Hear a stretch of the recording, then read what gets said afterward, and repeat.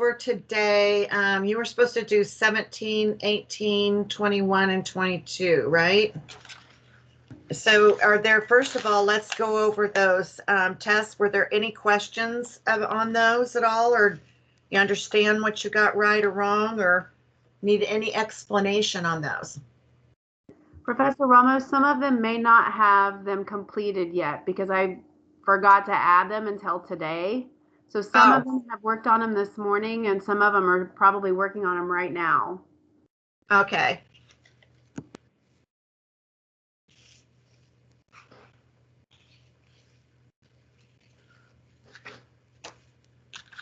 Okay, let's.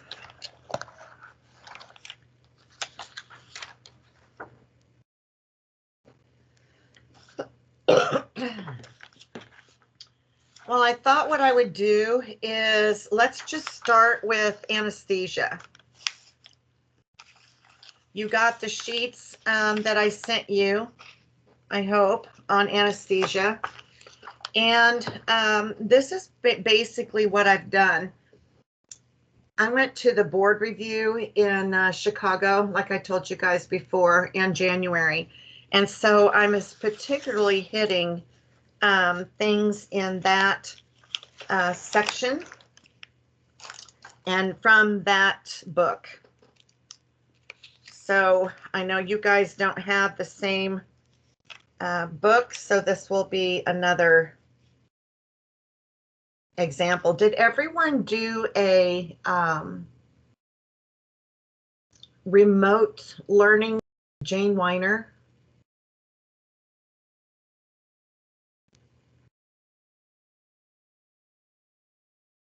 Andrea, did she have a session?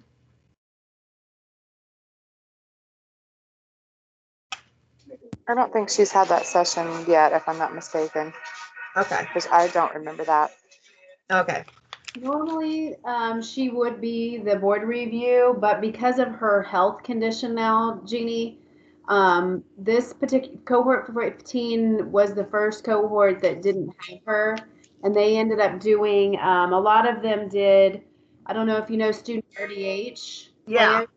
A lot of them did hers because she has an online program, and I do think Jane ended up offering them some kind of online session also at a discount, but I think the majority of them did student RDH. Okay. So they have had some on there. So I thought that we would go over this anesthesia board review. I think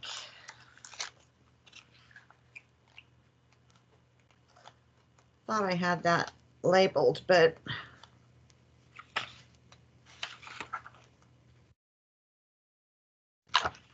yeah. So basically, at Chicago, what they did was they went, of course, over the PSA, the MSA, ASA, and it's no different. That's why I sent you another one of those sheets that have those. Oh, I gave it to you when you did your practical in local anesthesia. And it has those listed just like this does. And they really didn't give much difference. They did say, I'll kind of point out what they did have in their notes is that on the PSA, it's a good idea to have your patient slide their mandible, toward the injection. But the dosage and everything is the same. The negative aspiration that you get, if you get a negative aspiration, and remember, it's a really vascular, one of the most vascular areas in the mouth. And if you get a negative aspiration, it is usually due to the fact that you're really close to the pterygoid plexus. So I think you just have to know that part and that it is the pterygoid plexus. As far as the MSA, they don't really give anything extra except than what we've already given, except to say that there's no contact with bone. On the MSA, they have in their book that there's a 5 to 10 millimeter penetration.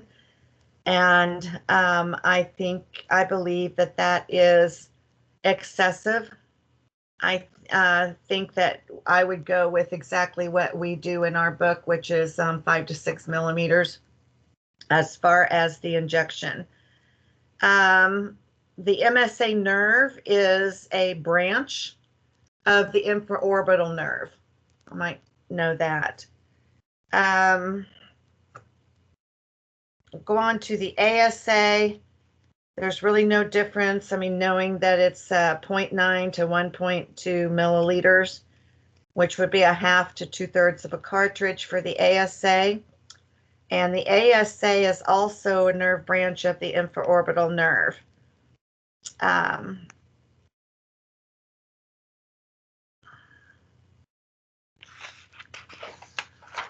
don't think there's...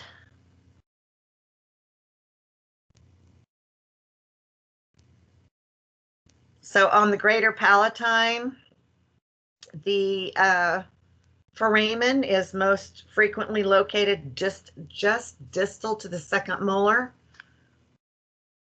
but it could be kind of around there. There's it's a variance of that.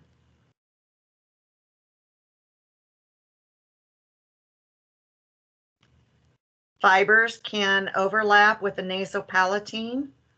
Remember that on the palatine injections that no teeth are anesthetized. You can give a 1/4 to a 1/3 of a cartridge.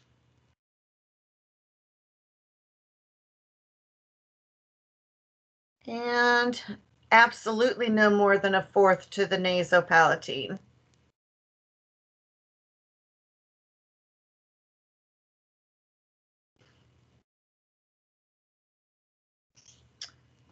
On the mandibular,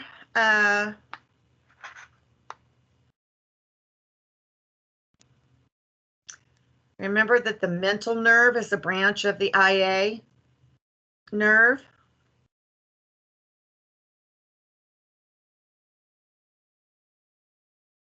We may not need this injection at all. Going to do it slow. Advance to a depth of 20 to 25 millimeters. You can go anywhere from 2/3 to a 1/4 the length of the needle, or 3/4, I'm sorry. And slowly withdraw. Everything else seems to be okay. In their notes, they have if the bone is contacted too soon, the tip is usually too anterior to the ramus. To correct that, you're going to withdraw the needle but remain in the tissue. Bring the barrel of the syringe toward the front of the mouth. Redirect the tip.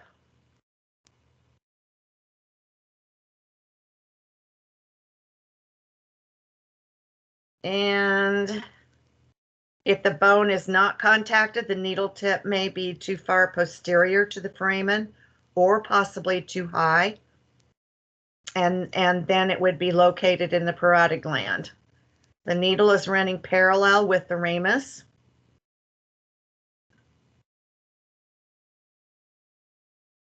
Incomplete anesthesia of the anterior teeth may result from the crossover of fibers. Remember, we've always talked about that. It has the highest percentage of clinical failure, 15 to 20%. And the greatest possibility of a positive aspiration, which is 10 to 15%.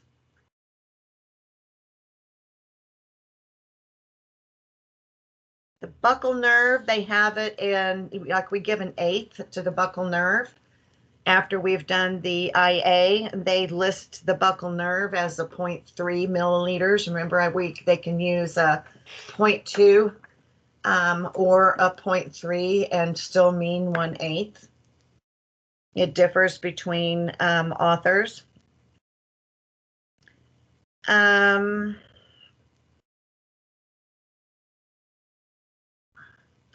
Remember that with the buccal, only soft tissue is anesthetized, no teeth, no pulps. With the mental, it is it anesthetizes the buccal gingiva anterior to the mental foramen. So the skin of the lower lip and chin also get anesthetized. Does not anesthetize teeth. If you want to do that, you put pressure over the foramen and make it cause it to go into a incisive.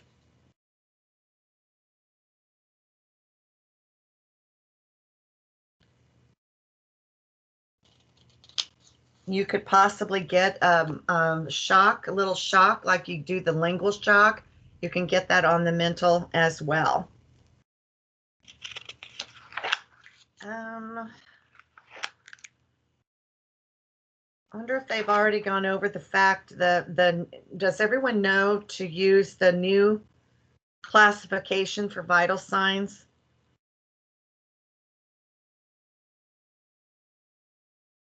Instead of what we've been using in the clinic? Anybody?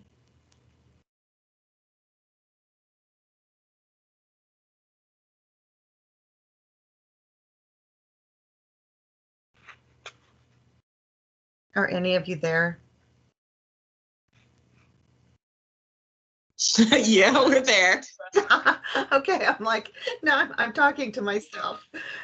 Okay. Did you know to use, have you gone over that in your other classes to use the new classification or know the new classification? Okay.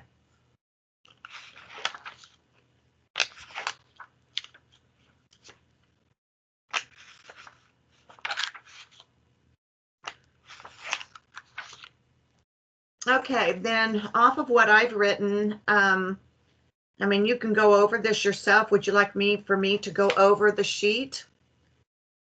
The sheets that I gave you, kind of read through them, and you can stop me if you don't understand something.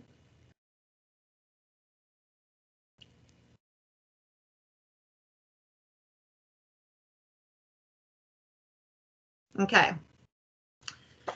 So the local anesthetic action, remember that the local anesthetic will inhibit the influx of sodium ions. Remember, all those NAs are on the outside of the nerve. If you have the nerve cell like this that's running like this, and there's all those sodiums on the outside. And they go in through the into the inside of the nerve and block in the sodium channels, wind up blocking. So remember that in your anesthetic, you have charged ions and uncharged ions. Charged ions are called cation ions, and charged ions are, you have all those RNs and RNHs. So RN is a base, it's uncharged, and remember that they diffuse, they don't penetrate, they diffuse through the nerve membrane.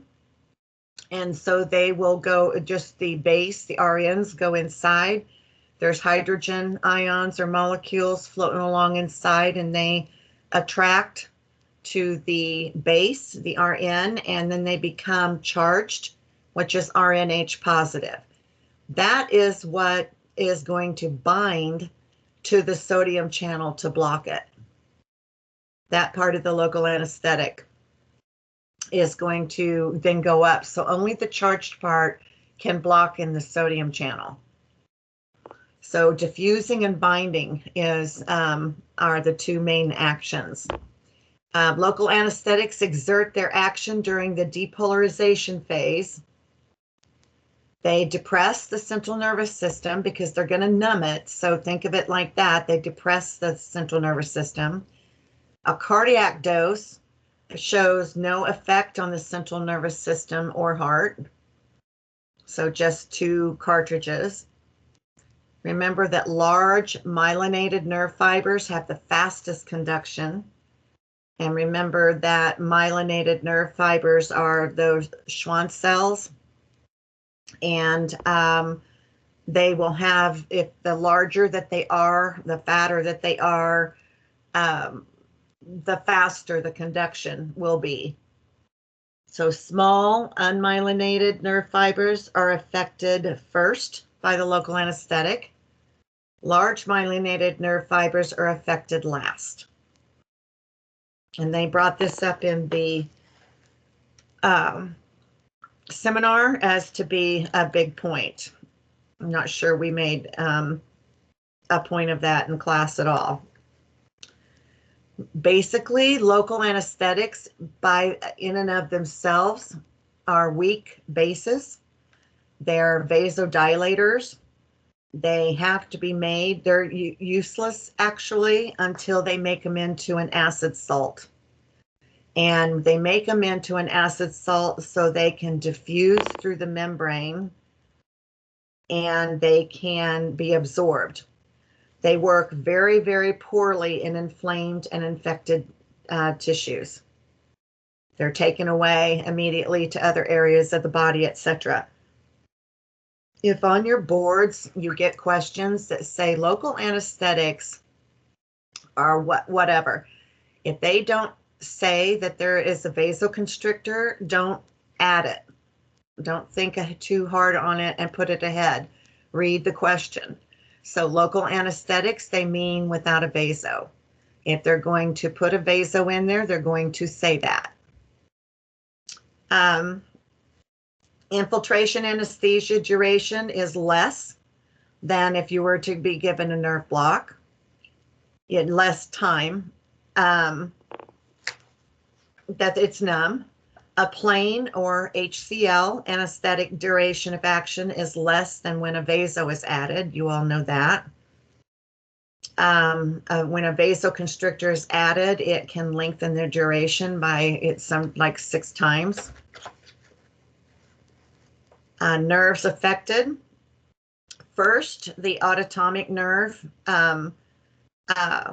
which is temperature, cold and warmth, pain, touch, pressure, which is sensory, autonomic sensory, proprioception, vibration, and motor last. And they made a big point of this in the board review book. We didn't go over, I don't remember this being any part of Melamed's book, but they said that there very often is a question about this in the form of a multiple choice question. The nerves then regain their normal function in the exact reverse order. And what they're talking about is the polarization stage, the depolarization stage, and then you go on. And when it comes back to normal, it comes back in the reverse order. Remember that the foramen rotundum is V2 and the foramen ovale is a V3. When using a more diluted epi solution, such as a 1 in 200,000, you can give twice as many cartridges. So if your cardiac dose, if you're using a 1 in 100,000, you could get 2 cartridges. If you're using a 1 in 200,000, you could get 4 cartridges.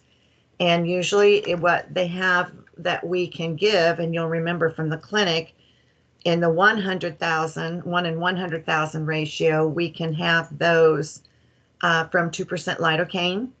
And in a 1 in 200,000 epi solution is with a 4% septocaine or articaine.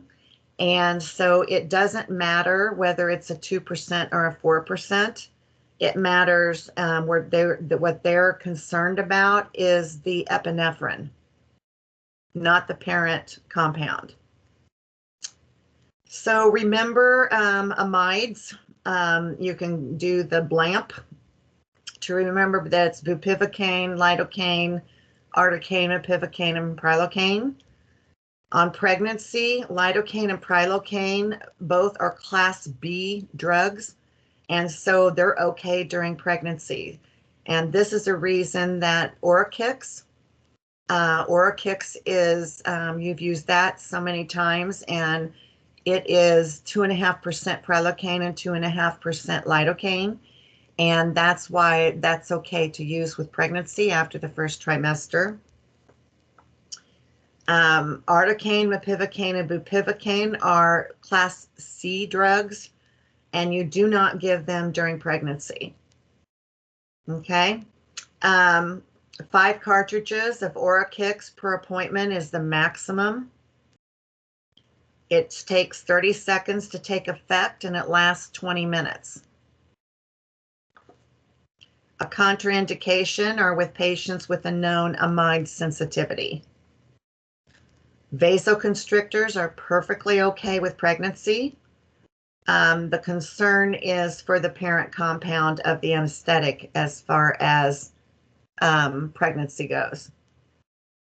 Amides eliminate through the kidneys. It's a slow process for both amides and esters. It's broken down or metabolized, hydrolyzed, whatever you want to call it, in the liver. There's a really low potential for an allergy, even though they used to be decades and decades ago, that they thought that amides caused drowsiness, and they don't believe that anymore. However, the military and will not let their pilots go up if they've had a local anesthetic, and they make them wait 24 hours before they'll let them fly, because there is a chance of that. So they still will adhere to that, although science kind of has said that it does not cause as much sleepiness as they once thought. Remember the rule of 2 eyes. If you're given a list of, and this goes for the parent original compound, if like Septicaine, Articaine, if they use Septicaine instead for Articaine, then the rule of 2 eyes doesn't work. So if they're using other names for those anesthetics, but if they use that first original anesthetic, mepivacaine, bupivacaine, prilocaine, etc., it's the rule of 2 eyes. Well, you can tell that those are the amides if they give you big long lists of amides and esters. Esters just have 1 eye. Esters are metabolized in the blood. There is a very high allergy potential to esters. Procaine, which was Novocaine, same thing, is the strongest vasodilator of all anesthetics. So cocaine is the strongest consistent vasoconstrictor. Esters are not used in injections. They're not injectables anymore. The 20% benzocaine topical that we use is an ester. Even though it's an ester, it has poor solubility. So it mostly sits on top of the mucous membrane and doesn't absorb much at all. So therefore, there's not really a concern about allergies. So another name for lidocaine is xylocaine. It's most frequently used anesthetic in dentistry. 2% lidocaine with epi, 1 in 100,000. That is the most frequently used anesthetic. It's also available in a topic. There's a 5% topical. Its vasodilatory properties don't make it a great topical to use, though, because amides are going to their vasodilators, and so that's the same with the topical. Whether you use a cream, a patch, a spray, or a gel, for topicals, they're going to dilate, and so only a portion of it's going to remain on the tissue. So therefore, that's why we use a 20% benzocaine. So both your 5% topical lidocaine and your 20% benzocaine have stronger concentrations of the local anesthetics than your injectables, because the 5%, 20% are higher than the 2% lidocaine, 3% mepivacaine, 4% prilocaine. So they're always going to be a higher concentration.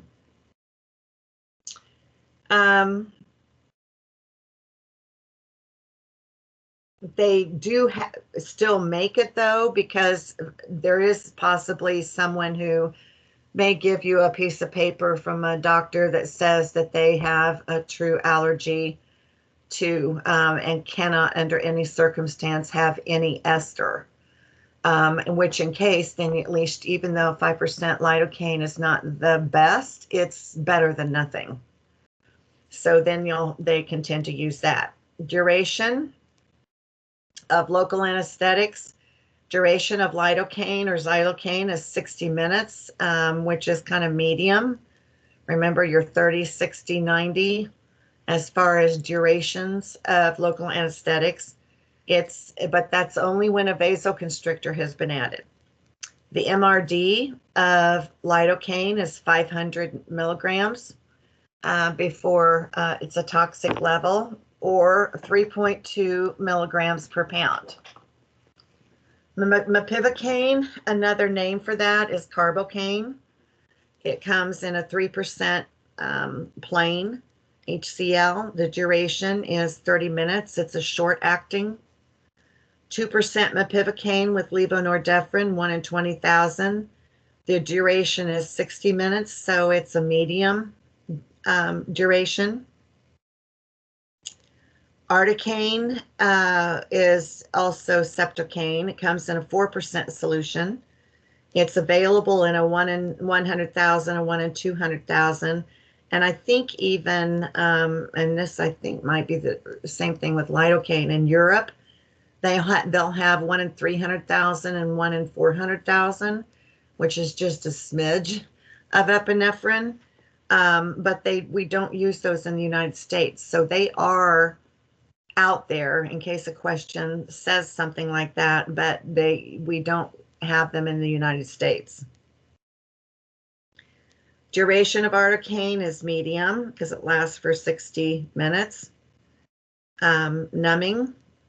Articaine possesses both amide and ester characteristics.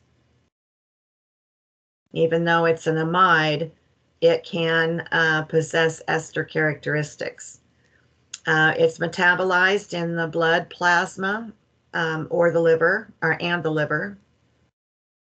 T half-life is half an hour. Oh, if a T half-life equals a half an hour, you take the half an hour and you times it by 5. Remember that. And it would be 2.5 hours. So therefore, and for there to be 97% of articaine out of your system, and out of the blood, it would only be about 2.5 hours.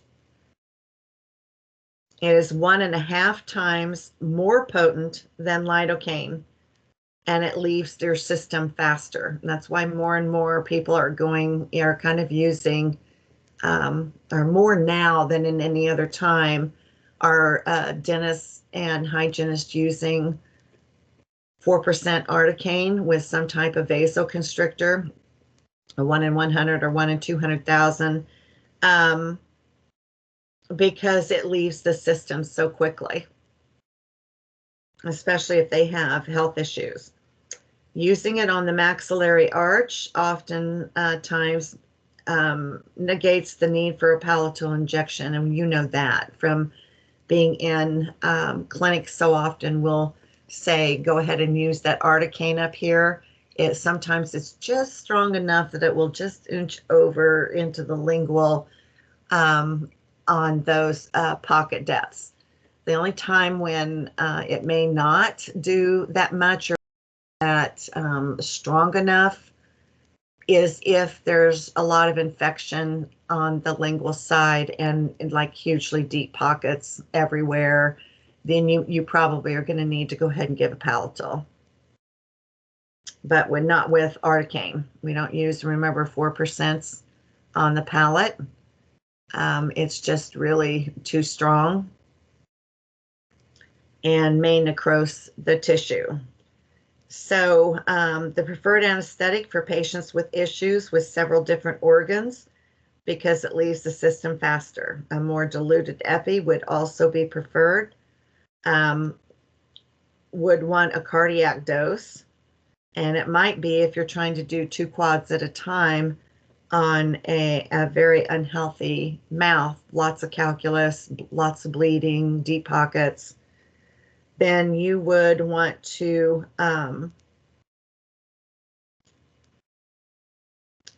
use maybe you could use the 1 in 200,000 and use 4 cartridges of that anesthetic, not just 2. Duration of plain, oh, I'm sorry, I'm on the wrong part. Okay.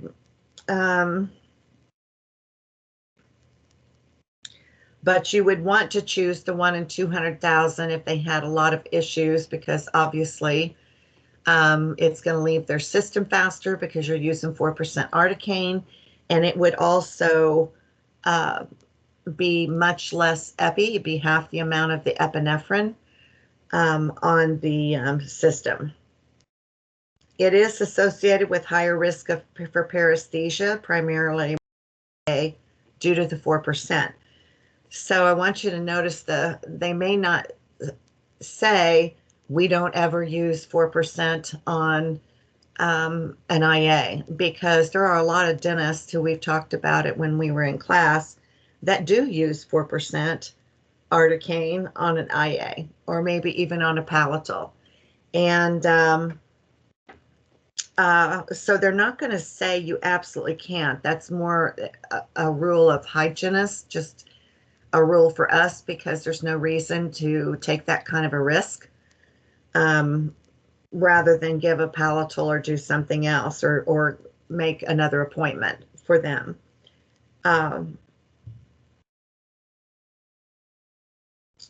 So you're not going to say that, but what you're going to say is that there's a higher risk for paresthesia with 4% articaine.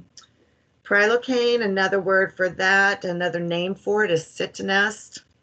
It is also a 4% solution. It is available in a plain or with a vaso with epi 1 in 200,000.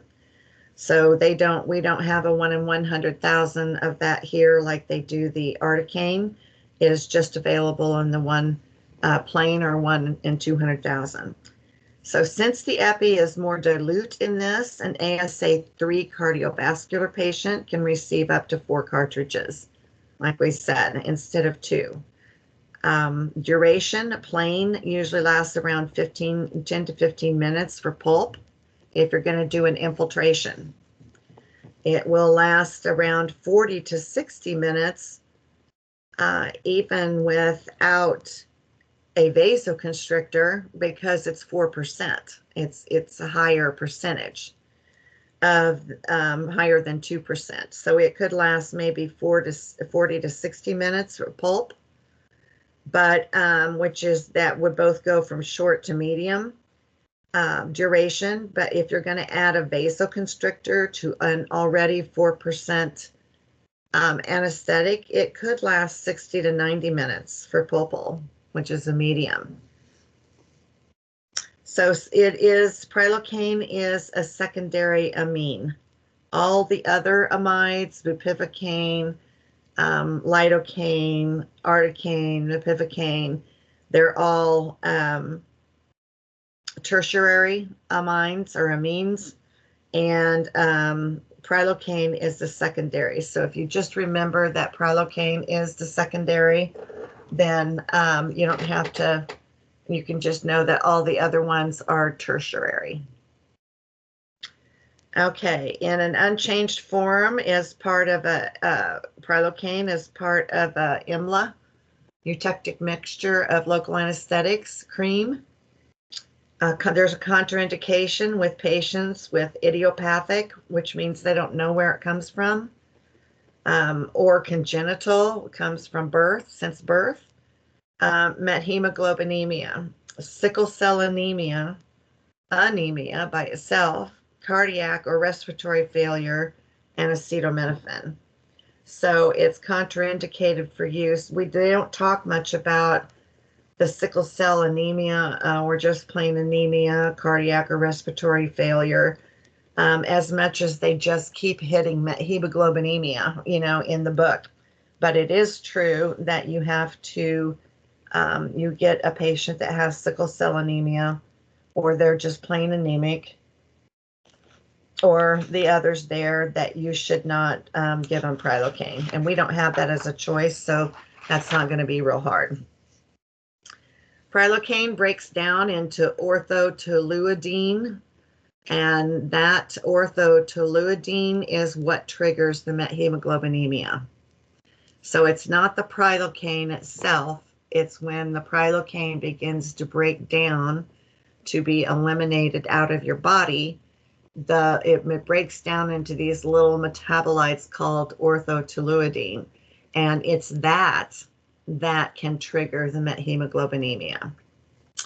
So prilocaine is associated with a higher risk for paresthesia, primarily with the lingual nerve, due to it being strong at 4%. So 4%, we feel the same way about any 4%. It doesn't matter what the local anesthetic is. We just don't have to put ourselves in that position to do SOPs. Another name for bupivacaine is Marcaine. It's 0.5% of Marcaine in a 1 in 200,000 solution. So they always try to make all of their anesthetics with as many positive properties as lidocaine has. And they may have to put different amounts, in the ingredients, but they're trying to keep doing that and formulate it to be as close to all the wonderful characteristics that lidocaine has, while still using a different anesthetic.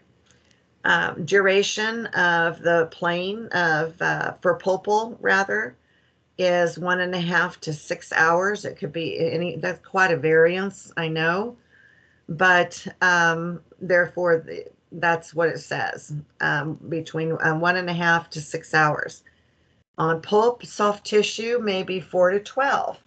So it's the longest, and that's why the tooth may come back and lose its numbing properties, but the soft tissue is what's going to remain numb for possibly even up to 12 hours. You'll get some books that say 7 to 12, 4 to 9. Most of them will say something, it can even say up to 12. That would always be your bupivacaine that's used for surgery. So bupivacaine is 4 times more potent than lidocaine. It's 4 times less toxic than lidocaine. It is metabolized in the liver, eliminated through the kidneys like all the other amides. The pKa is 8.1, so it has like a 6 to 10 minute onset. When you give bupivacaine, you have to wait for them to become numb, possibly up to 10 minutes. So that's why it's good for surgical things, would not be a great choice for private practice due to the time limitations. It's used for very lengthy procedures that are going to be in excess of 90 minutes. Management of post-op pain. If it's used solely for pain control, you could use another anesthetic for the procedure and then give bupivacaine right before it's finished. And that way they would have the longest. I know it's giving them 2 different anesthetics, but they weighed the benefits and the risks and decided it was far much healthier, much better to go ahead and give another injection for duration, soft tissue duration anesthesia. It was better to do that than give them more opioids and that they could become hooked on. Okay, it's used for lengthy procedures in excess of 90 minutes, and management of post-op pain. They will just simply use this for post-op pain after they finished what they wanted. If using it solely for pain control, you could use another anesthetic for the procedure and then give bupivacaine right before you finished. So it is not recommended to use in younger children due to the self-mutilization of soft tissues. So,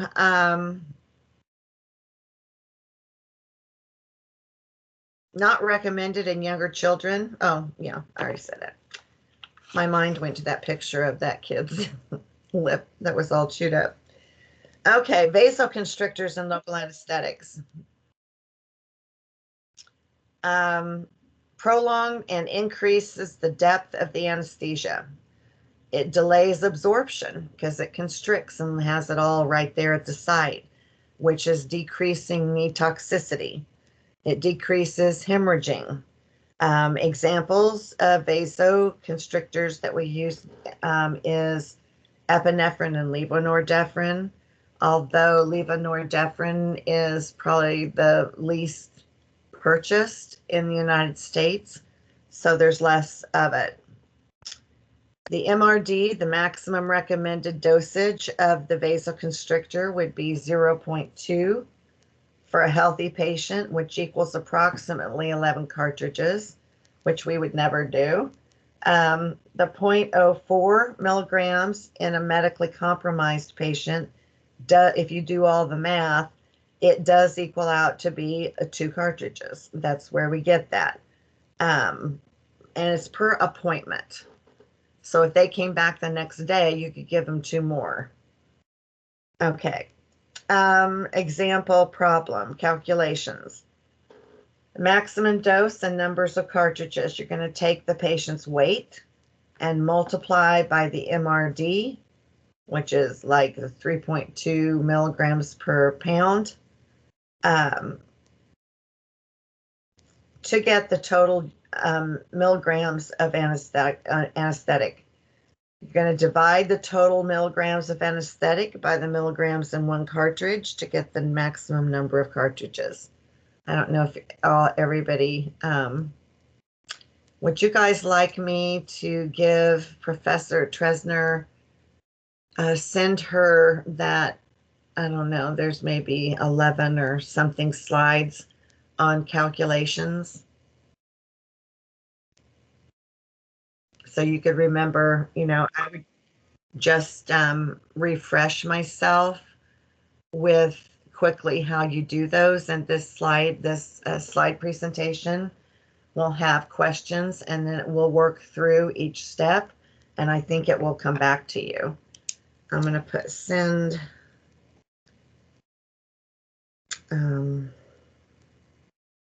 calculation, PowerPoint.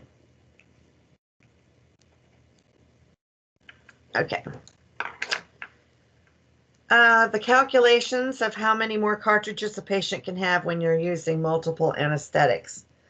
So remember that if you start out with like 2% lidocaine and you go to 4% articaine, what they're wanting to know is you're going to calculate each up to the MRD, a maximum recommended number of cartridges.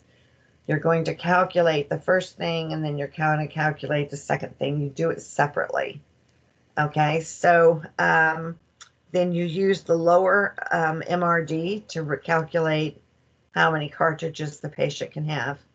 So you're going to subtract the milligrams the patient has already had from the lower milligrams. Divide from the anesthetic milligrams of the cartridge. So if you guys understand, I can also send those blank sheets for you to do some problems yourself. Because as I remember right, you did those and you did them really well. Anesthetic allergies, esters. If allergic to an ester, such as procaine, you will be allergic to any other ester. Benzocaines. If you're allergic to an amide, like somehow you develop some kind of a skin rash and it's idiopathic. We don't understand why someone is doing that. We can switch to a different amide. We can then switch to, Articaine, Prilocaine, Mepivacaine, any of those that of the properties that we want, is what we would use. So,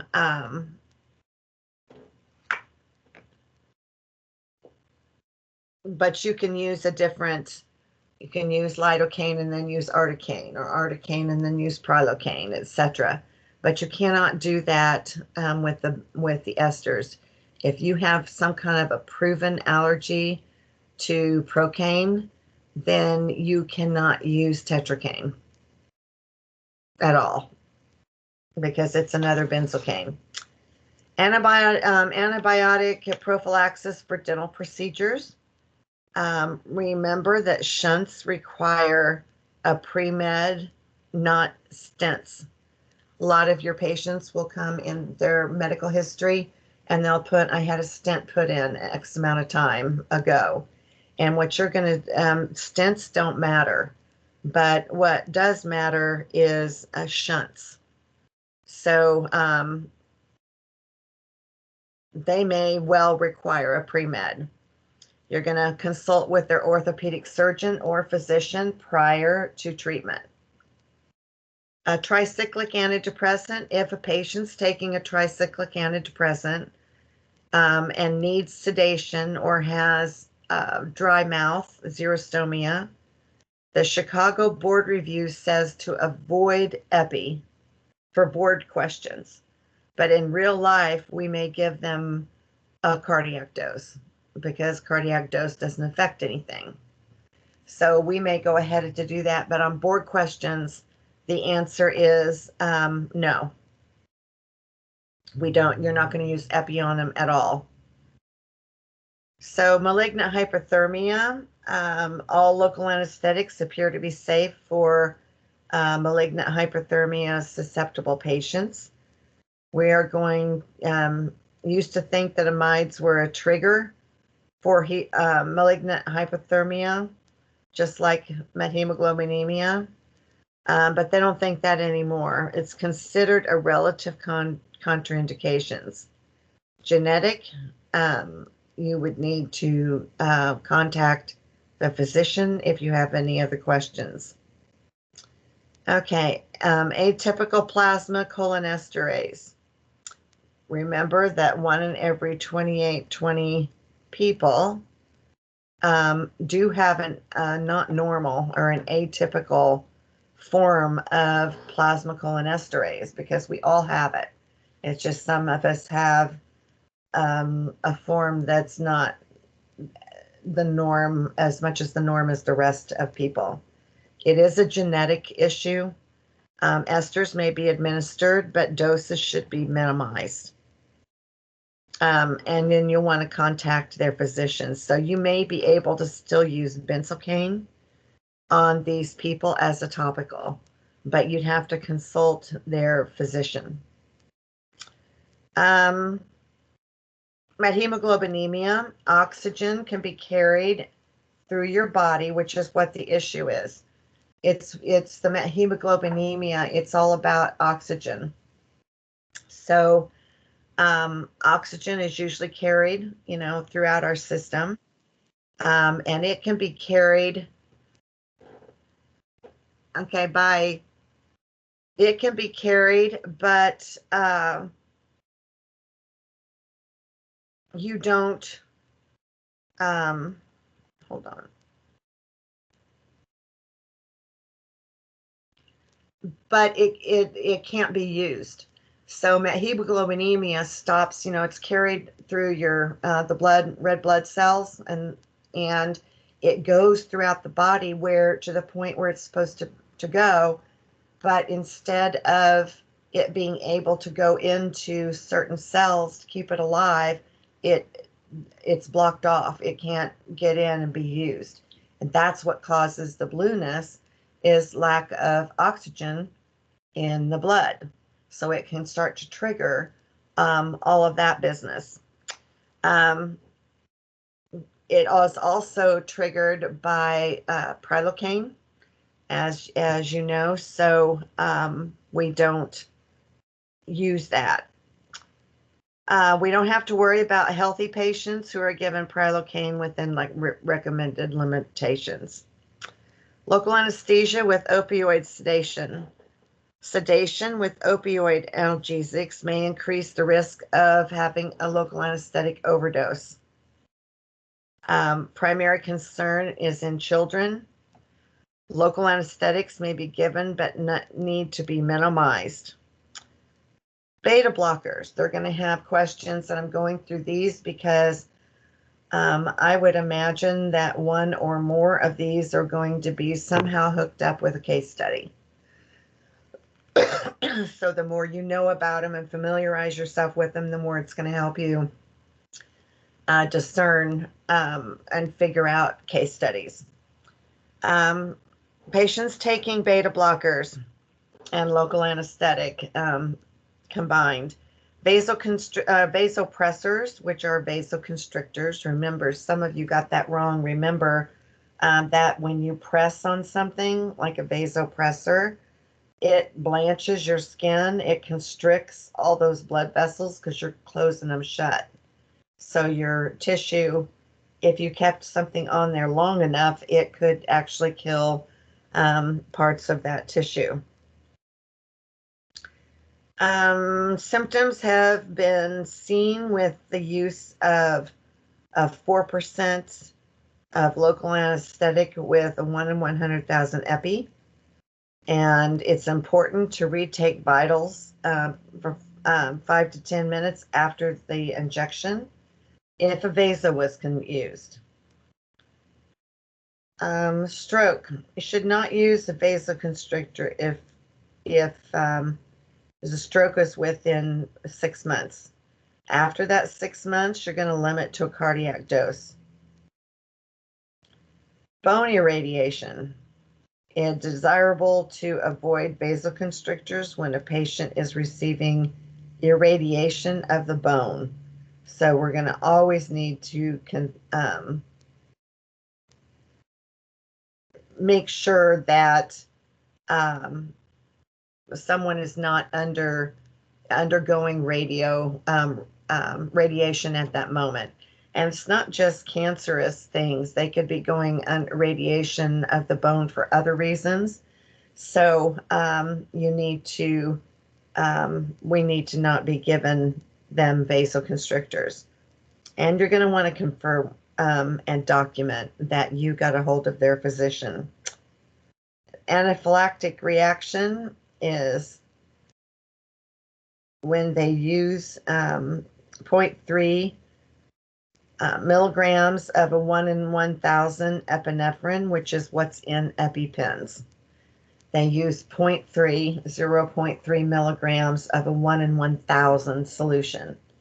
So when you see that ratio becoming so small compared to 100,000, 200,000, that is what is in EpiPens. Okay.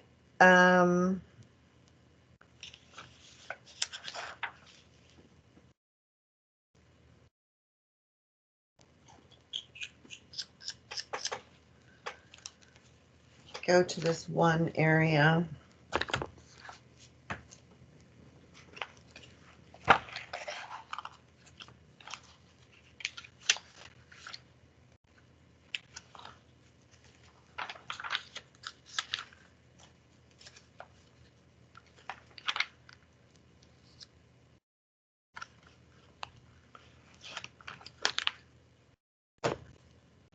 All right, so when I was looking through this book, I'm going to just be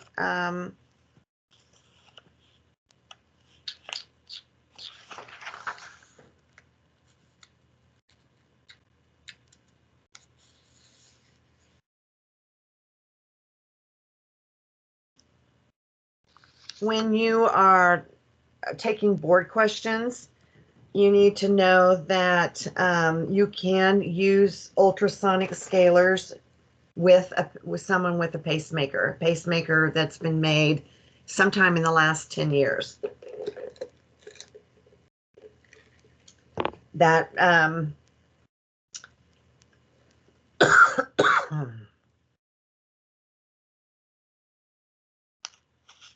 the pacemaker needs to be shielded internally, and so that is but I think that's only the way that they make them for the last 8 or plus years, maybe up to 10. So remember that in medical emergencies, when we learned pacemakers only last 7 to 10 years. So they would be having to get a new one put in anyway. And so it would be a larger, one with a shield.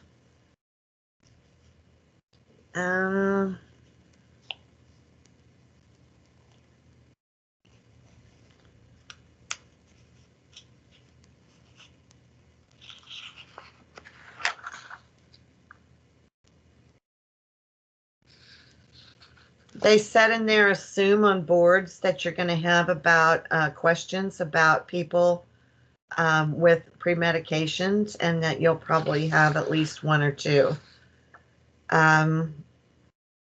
They said as far as boards go, do not use air polisher or ultrasonic on a congestive heart failure person because they have impaired breathing due to excess fluid in their chest cavity, so we don't want to lay them down.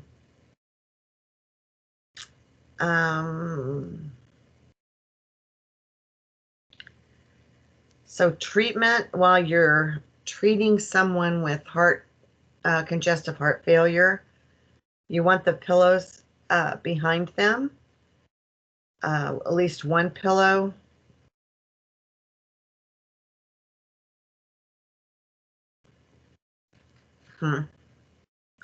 I'll leave that to a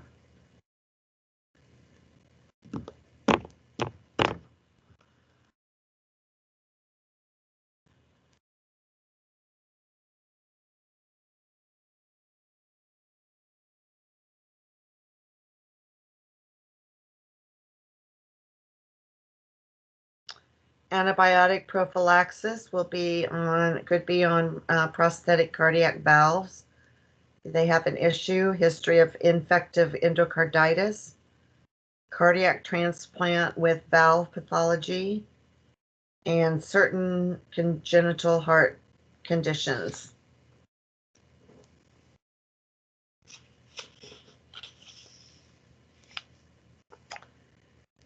They said if someone has cystic fibrosis, you're to treat that patient like COPD patient. They said this is on boards about do not use aspirin. This is for asthma.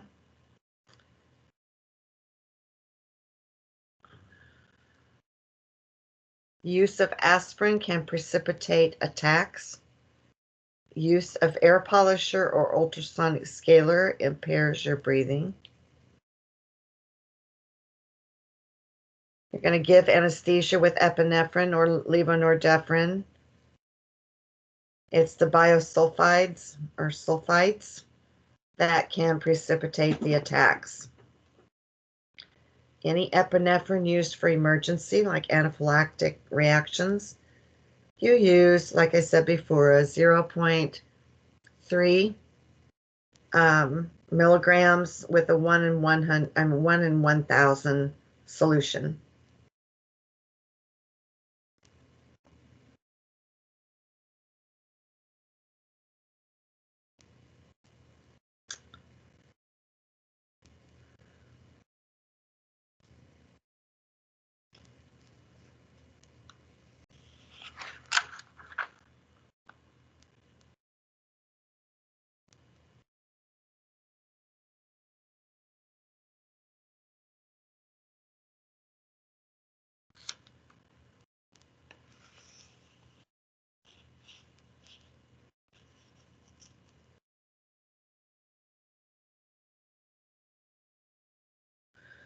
Okay.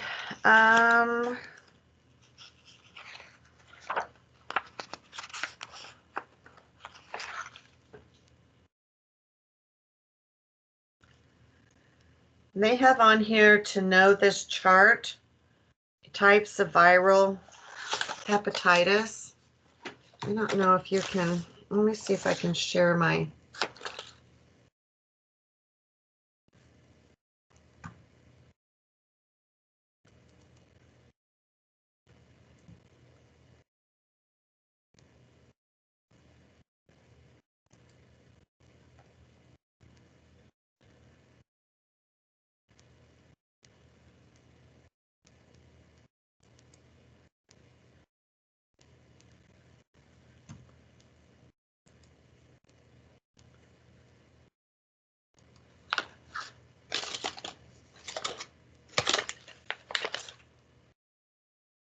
okay, where's the screen?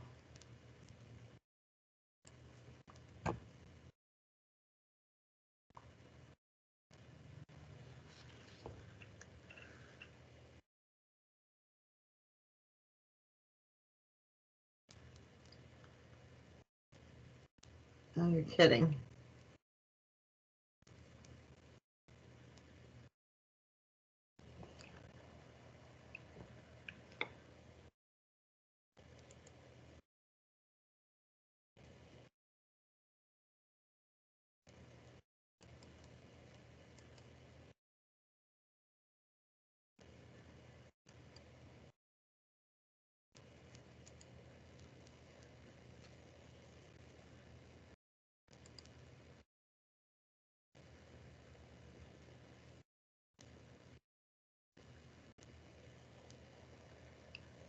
I don't know what. Oh, I wonder if it's because I'm not the leader of the Andrea. Are you still there?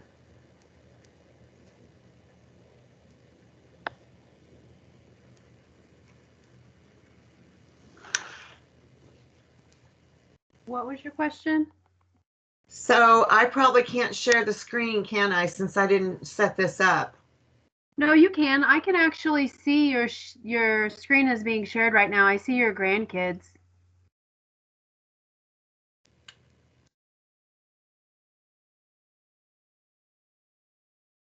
Okay. Let me see. Hold on a minute. I bet I know what I'm doing here.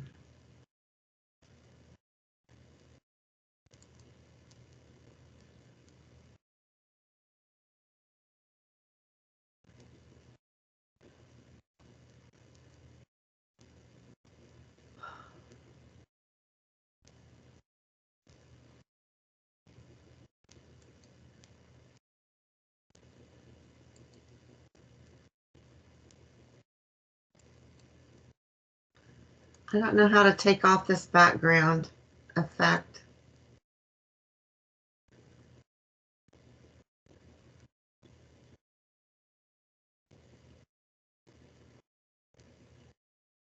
Okay.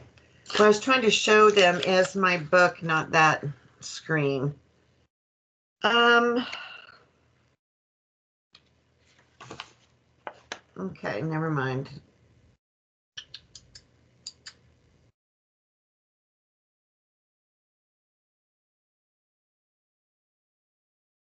At any rate, my voice is like needing a quick break. You want to meet back at, what is it, 36? Why don't we meet back at 46.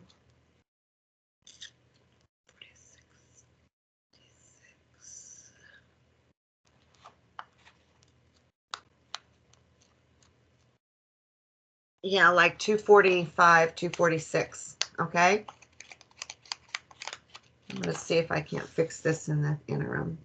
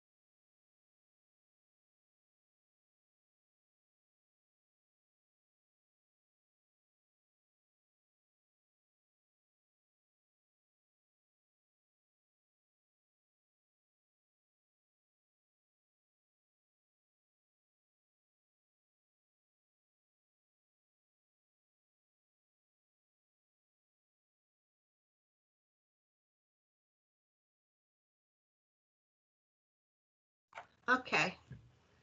You guys back?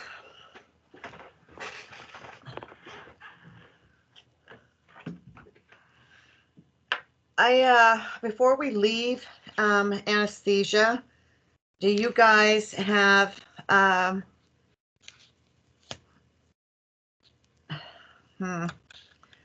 wanted to kind of add this in there about the dosage of drugs, and this is from the board review seminar in Chicago. Remember, if you use a 1.8 milliliter cartridge of lidocaine, it's 36 milligrams, right? Because it's a 2%. So it would be 36 milligrams in the cartridge. If they give you a 1.7 milliliters in a cartridge of 2% lidocaine, then it's only 34 milligrams in that particular cartridge. As far as the vasoconstrictors go, in a 1 in 100,000 solution, if you had 1.8 milliliters in a cartridge, the vasoconstrictor would be 0.018. And if you had 1.7 milliliters in a 1 in 100,000 epi, you would only have 0.017 milligrams of epi in 1.7 milliliters of a cartridge. So to calculate the maximum dosage and number of cartridges for a patient, you take their weight and you multiply the MRD, the 3.2 milligrams per pound, or they may even have a number that says kilograms. And you would take that number to get the total milligrams of that anesthetic. Then after you get the total, you're going to divide that total by the milligrams that's in one cartridge to get the maximum number of cartridges that they should use. Do you remember that? If you want, I can put that quick little calculations PowerPoint. There's, I think, about 6 slides or something up here, and we can go through a few calculations just to familiarize yourself again. Do you want to do that, or do you think you can get it off of the PowerPoint if I just send it? Anybody?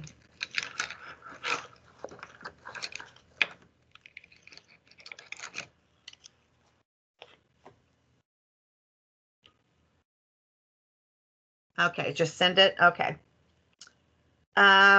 So then if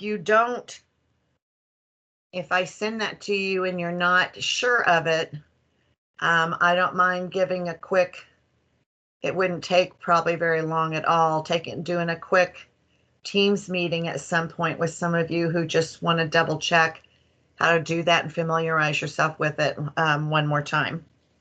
So just let me know.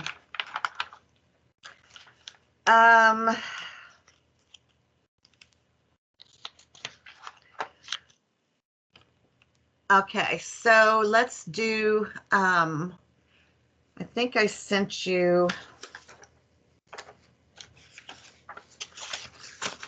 as far as medical emergencies go,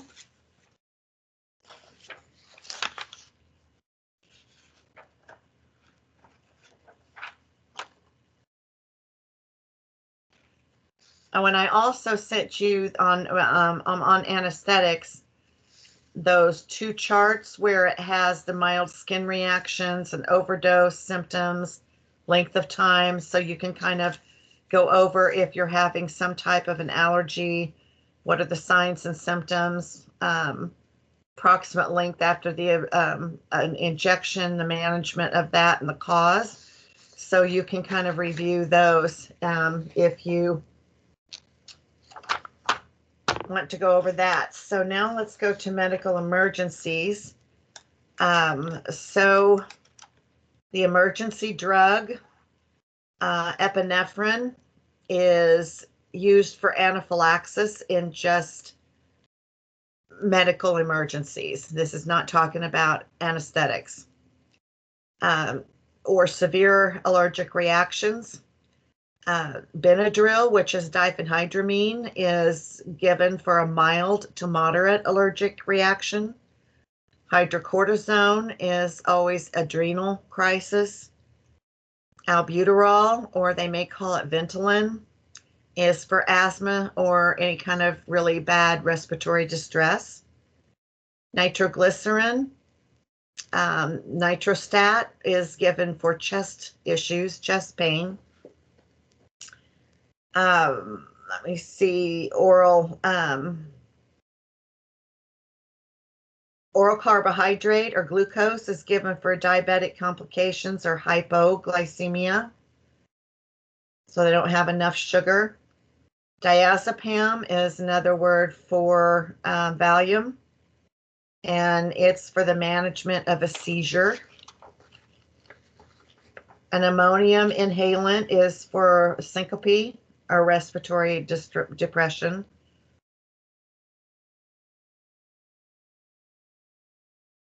Naloxone or Narcan is is for opioid overdose. And oxygen is the most emergency. It would be what is used for most emergencies, except, remember, hypoventilation or hyperventilation or COPD. So you can review these charts that I've given you on the medical emergency table of what it will say for your vital signs, whether they go up or down. The treatment for heart failure, emphysema, hyperthyroidism, hypothyroidism, acute allergy, and etc. Asthma, orthostatic hypotension, angina. And it will go through most of those as far as long as you are aware of the different, what acute pulmonary edema is, a CVA, epilepsy, hyperventilation, asthma. That's basically what they're going to want to know. Kind of familiarize yourself with what the treatment would be, what the RDH does, what your job would be in the role of that,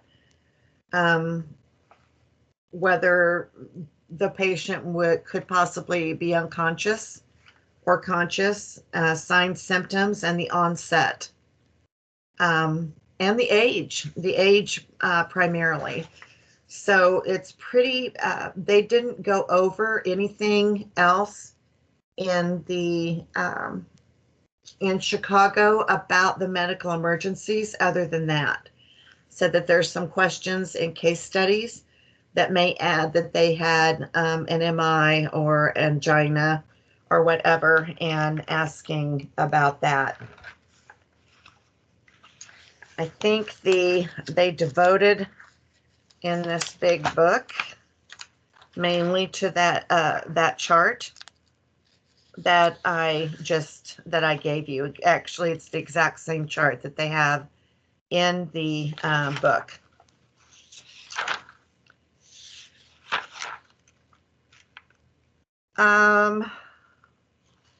Another important thing that they said in there that is really important to know, that on a prophylactic oral antibiotic drug regimen for some kind of joint replacement is if the patient is not allergic to penicillin, then you would want to give them amoxicillin 2,000 milligrams or 2 grams, same thing, an hour before the procedure.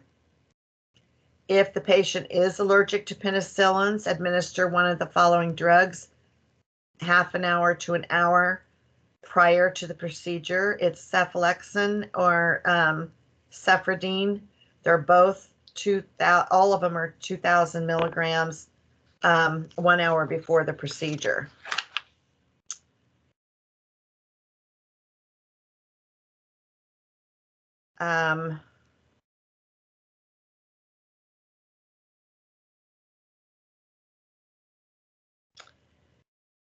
The prophylactic oral antibiotic drug, if it's about the heart, not joint replacements, but the heart, is also amoxicillin 2000, 30 minutes to an hour before the procedure.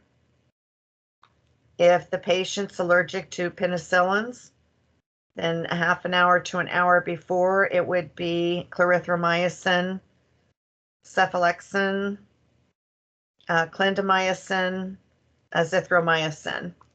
Those would be the things to give that.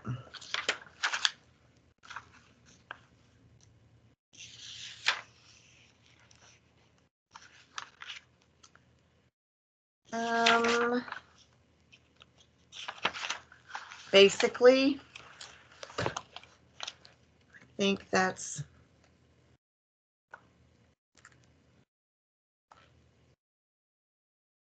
pretty much it on that.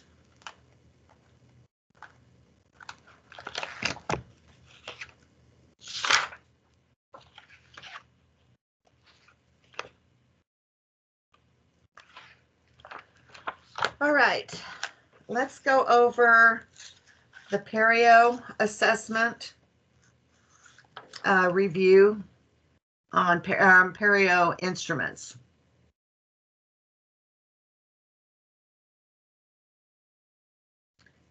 And I'll bring this up so you can see.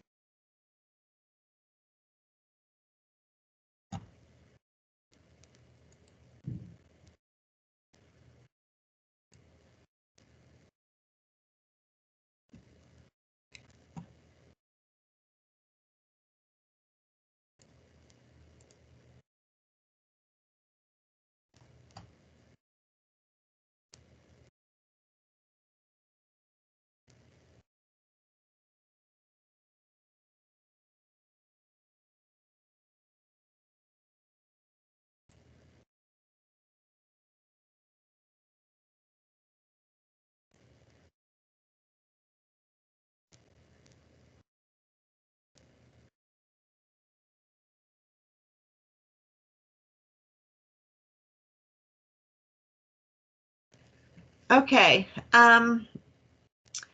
this is the board review to where they said this is basically from this book and from a few things that they mentioned specifically.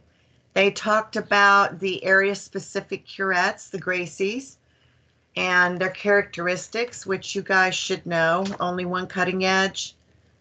Face of the blade is offset 60 to 70 degrees to the terminal shank.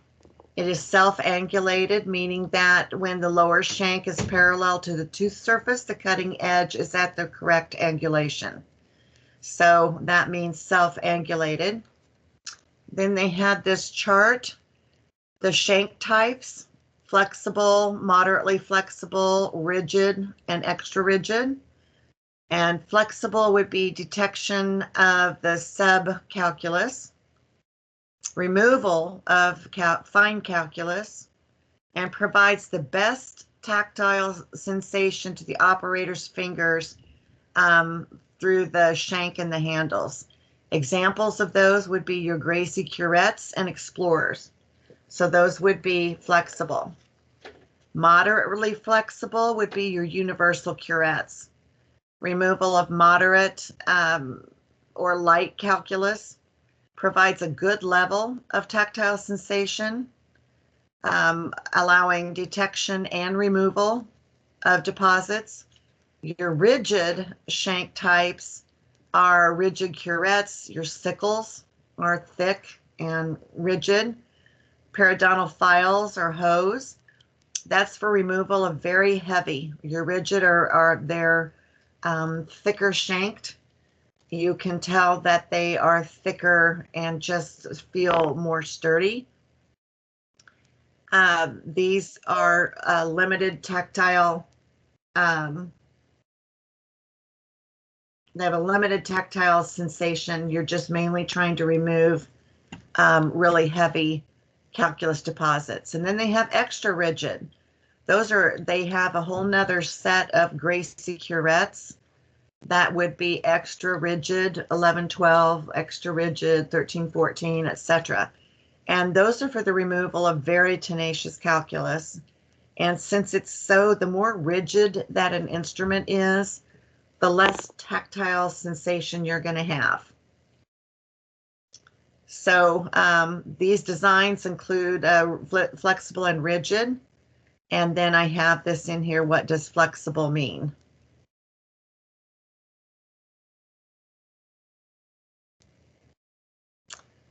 It's for the instrumentation of crown and root surfaces, removal of small deposits.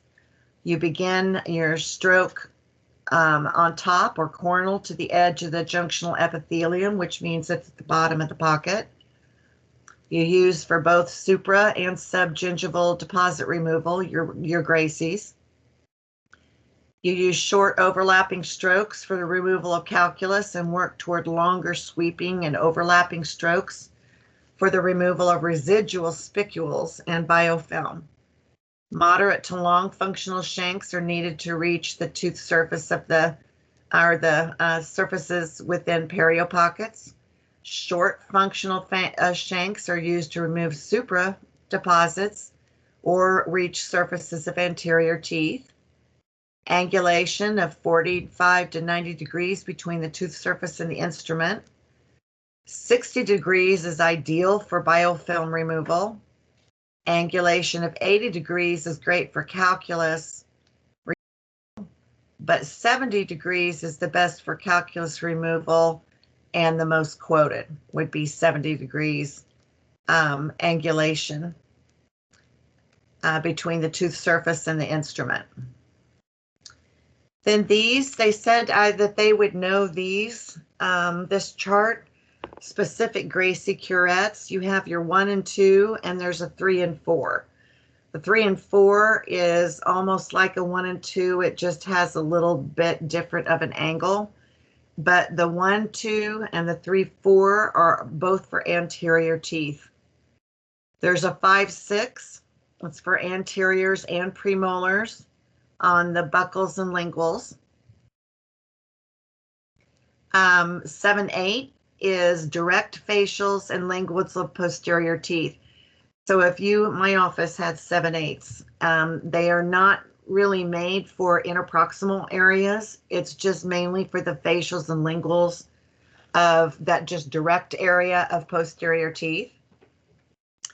There's a 9, 10, which is the buccal and lingual surfaces of the molars. They have that as well. Could be facial and lingual. Then your 11, 12, of course, is your mesial. That's what you use, the facial and the lingual surfaces of posterior teeth. 13, 14 is the distal surfaces of posterior teeth. Then there's the 15, 16, and the 17, 18. We used to have a 17, 18 that we use mainly for distals. But think of your 15, 16 like for root furcations and for deeper pockets. Your 15, 16 would be your mesial. It's like an 11, 12. And your 13, 14, your 17, 18 mimics the 13, 14. It's just for also the distal of open root furcations and the distals of posterior teeth. So they were saying, they said in here, expect to be shown a picture or x-ray of a root surface and be asked which instrument above would be best to use. So they said it's going to be either the 15, 16 or 17, 18. So I wanted to add that in here in case you have, I mean, there's, I don't know what, 4 or 5 or however many different board tests. So somebody may get something like this on their boards. So as far as the 1516, it just mimics the 1112. It's for mesial of deep pockets on the posterior teeth. And that would be for the mesials of open root furcations. 1718, the distal, and the distal of open root furcations. When did you know that? Implants, implant safe curettes and scalers include plastic, nylon, graphite, or gold tipped would be okay for implants. They said other questions most likely on boards is about the use of an exposed implant ultrasonic tip, meaning no blue plastic cap is being used, and about the fact that you do not use the implant ultrasonic tip ever on dentures or prosthetics. So we didn't use this, but we have it in the clinic. There is a specific implant ultrasonic tip. It is yellow. And there are little tiny blue caps that are pointed like a tip that fit on the end of the ultrasonic tip. And the plastic is to, of course, to make sure that the metal is not scratching the implant. The problem with those is that once you use that plastic tip, you throw them away. So if you throw away the plastic tip, and you can get a little tiny box about like this and about that high, and I think it's over $100 for like 30 of them. So we would be going through, it's ridiculous how expensive that they are. We had them at my private practice, and I used those. So it seems to me that they were developing or did develop maybe, no, I don't know. I was going to say an instrument tip that was tipped in, I think that they were trying to develop something with titanium or something that would not be scratching the implant, because they do make titanium. That's what the screws and material that the implant is made out of. And so if they have a hand scale instrument that is made out of titanium, then that doesn't scratch. So, but that's just a handheld. So your power-driven scalers, look to your board review book for differences between ultrasonic scaling, magneto-restrictive, piezoelectric, and sonic power-driven scalers. I was going to say it's on page 23 of the toothbrushing section, but that was when we always, for like as long as I've been there, practically they've gone to Jane Weiner, and so I was taking her book as references of this page, thinking you guys would have her, but not. But it's easy enough to look up in your, I might be able to just get you that chart. Maybe I'll do that. I'll try to get you that chart, and but I feel quite sure if you look that up in Wilkins and familiarize yourself with the chapter on ultrasonics, it's going to go. I'm pretty sure they've got all sorts of charts about whether it's magneto-restrictive or piezoelectric, sonic power driven. So other things on power-driven scalers, considerations to evaluate before you even use the power-driven scaler. You want to look at their oral conditions. Do they have a lot of demineralized areas? Exposed dental surfaces. None of these would be great to use the ultrasonic over. Titanium implants, unless this specifically designed tip is used. Restorations, composites, amalgams, and or porcelain. Now, you can scratch the restorations, composites, amalgams, and porcelain, so you want to skip over those.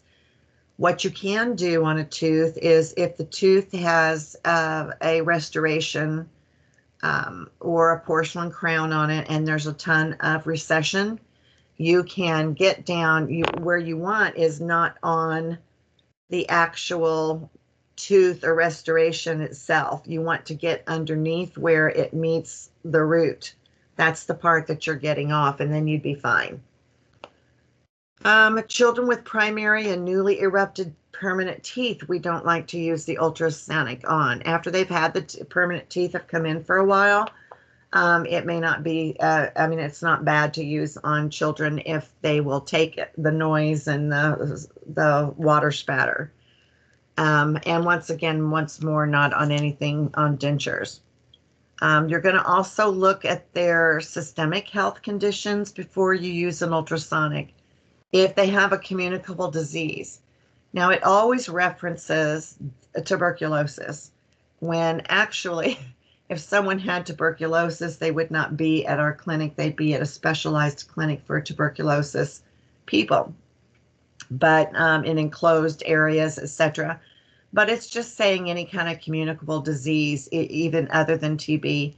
Boards may cite TB, even though you shouldn't even be seeing them in the first place. Any kind of respiratory condition, cystic fibrosis, asthma, emphysema.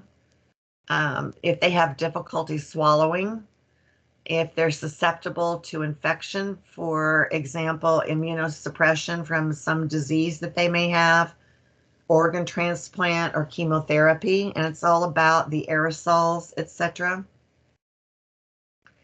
So all pacemakers manufactured are now shielded. We've talked about that.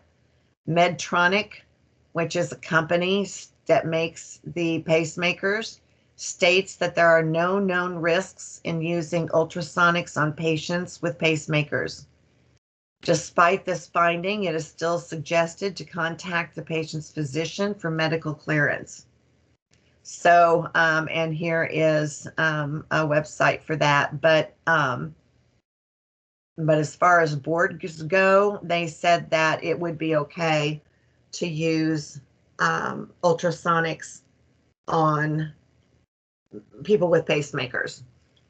No general board questions. Know which area specific Gracie curettes to use when given a tooth and a specific surface. So they may say, if you were scaling tooth 19 on the mesial interproximal, which scaler would you use? And Gracie curette would you use? So you would obviously say an 11-12. So they may be giving you different, so I would familiarize yourself. You guys are pretty good now at knowing on your Gracie curettes exactly where they go, and have known for quite a while. Review films and determine if they are implants, or if there are any implants in those, and if so, know which implant care instruments can be used on it. State how ultrasonics work. Review the patient's medical history and oral condition to determine if ultrasonics are even contraindicated. Could be a test question. Then there's after 5 curettes. The after 5 curettes, they said you may have questions that just ask you what an after 5 is and have you determine through a multiple choice. And the after 5 curettes have longer shanks for deeper pockets, and they are associated with SRPs. So here you go with, put this picture on there for you as far as a standard curette, seeing the shank and the toe. And after 5, see how much longer the shank is than that to dip down. But it's the same curvature, but it's a little shorter. This one goes from here to here. This one goes half the way. So those are short little tiny, short little tiny pockets. Then you have your mini 5 curettes. These have the same long shank here to go down to deep pockets, but that tip is almost half of this. It's like a quarter. It's very, very tiny little curve. And then you have a micro mini 5 curette. It's a long shank. Looks like a little longer than any of those actually. And look how teeny tiny that is, and look how much thinner it is. So these are thin, short blades, very, very short, with precise bends for excellent access into furcations and concavities. So those are your micro mini curettes. There's a difference between the terminal shanks of a rigid and a standard. So that doesn't really look like there's all that much difference, except it is thicker. You can see that this area is much thinner here. That's the width of this going across, and this is a little bit thicker for your really tenacious, heavy calculus. So rigid Gracie curettes, here's your real picture of your standard and your rigid. So they look a lot alike, but if you really, really had them side by side, you would probably be able to just even feel a bit of the difference. A standard is going to have a lot more flexibility and a lot more tactile sense, and your rigids are not going to be, you're going to lose some of that tactile sense, but it will be great for the removal. As long as you're using these curettes, like that's either, it might be a 1718.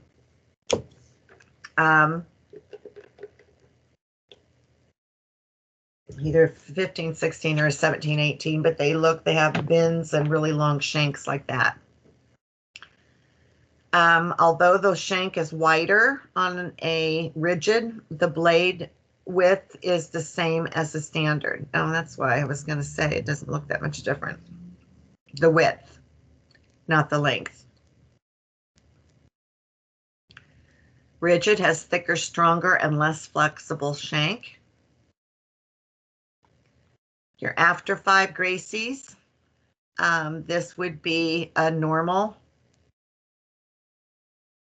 and this is going to be your after 5s, where they're really skinny, designed for instrumentation and deeper perio pockets.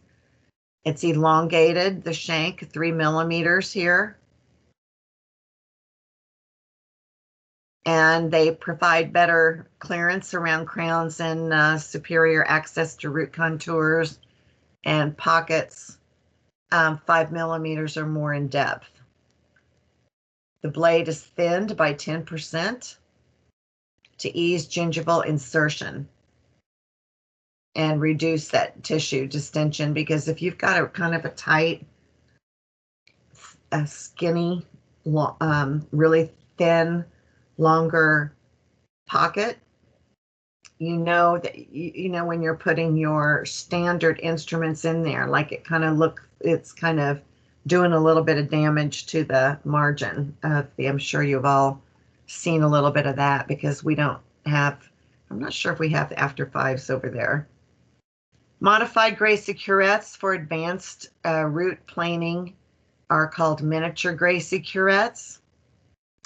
So the curettes are uneven cutting edges. You can see this would be the cutting edge, and here would be, these might be universals.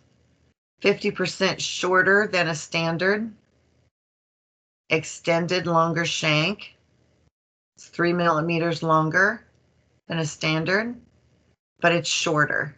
You've got this little tiny little cup like that. The curved cutting edges, and 10% thinner. Scaling, root planing, and curettage instruments. Curette if for subgingival scaling, root planing, and removal of soft tissue lining the pocket is your A. Your B would be an example, as you know, of your, it's what we used to, it's triangular if you cut it, cross-sectioned it, and usually what we used to call a jaquette. But they are calling this just a sickle, another sickle scaler because it's pointed. Then you have your file, which looks like this. Before we used Cavitrons, this is what we all used. We all had files, chisels, and hoes. A file looked exactly like this, and you'd run it across deep calculus and try to break the calculus up so then you could take your Gracies in there and remove it, because sometimes those big, huge chunks were just penetrable. Then a chisel, which you get up underneath the calculus and you chisel it off, and a hoe. This hoe can, if you had a bridge, I used to use it if you had that big bridge of calculus across the lower linguals, and it went from like canine to canine back there, and you saw no tooth from the lingual, no enamel except maybe the incisal edges. So there was nowhere, and it was just one sheet, like there's no edge to get underneath to remove it. So if you don't have a Cavitron, how are you going to remove it? And the part below on the gingival margin was usually, if there was that much calculus, it was enmeshed into the tissue.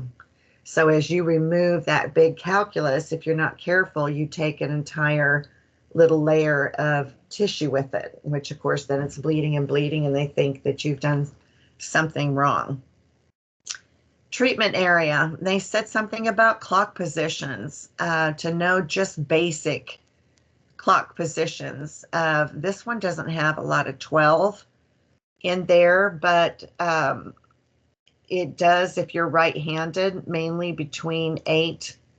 If you're doing the mandibular anterior surfaces toward you, you may want to do it 8 or 9. But 9 would be, just the patient's right here and you're right there. It's almost like making a right angle with the patient. And it would show if you're doing the mandibular areas that the patient's head is going to be chin down. And if you're doing the maxillary, it's going to be chin up. And kind of where it does say somewhere between 11 and 1 that you can sit, and it's just opposite these numbers for the left-handers.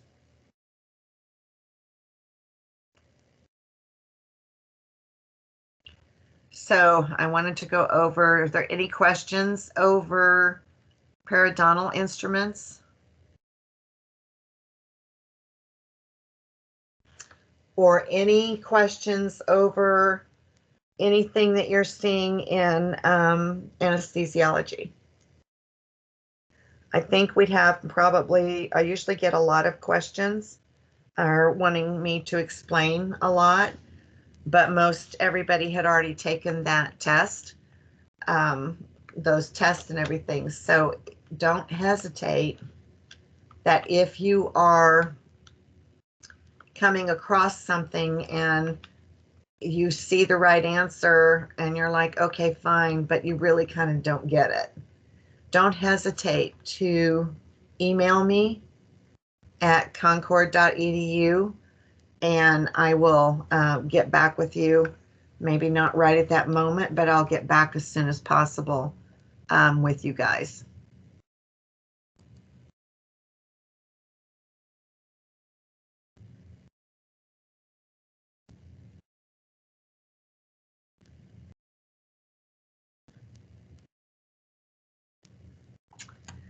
I don't know if you talked about positioning.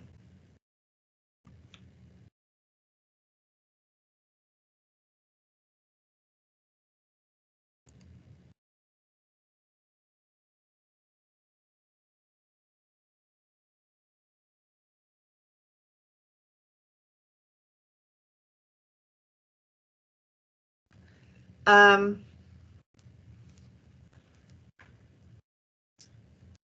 this just goes over, of course, the, let me make that a little bigger.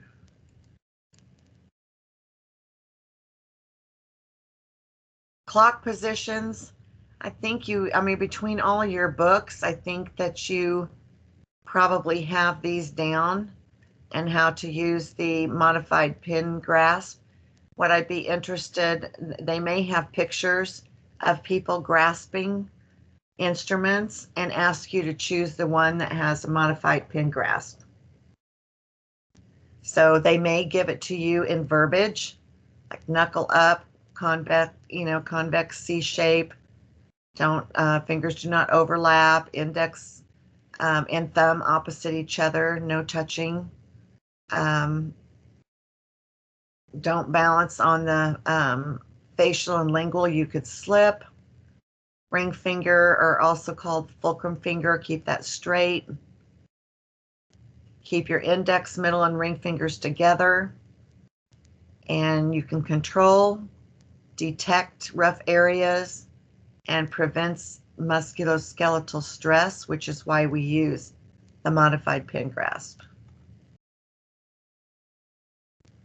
I don't know if I sent you that one.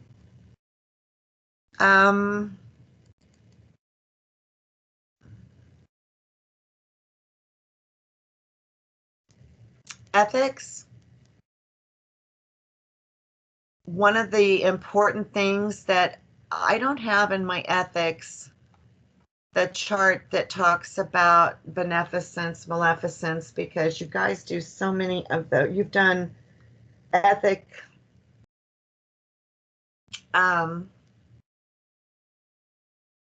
questions since third term.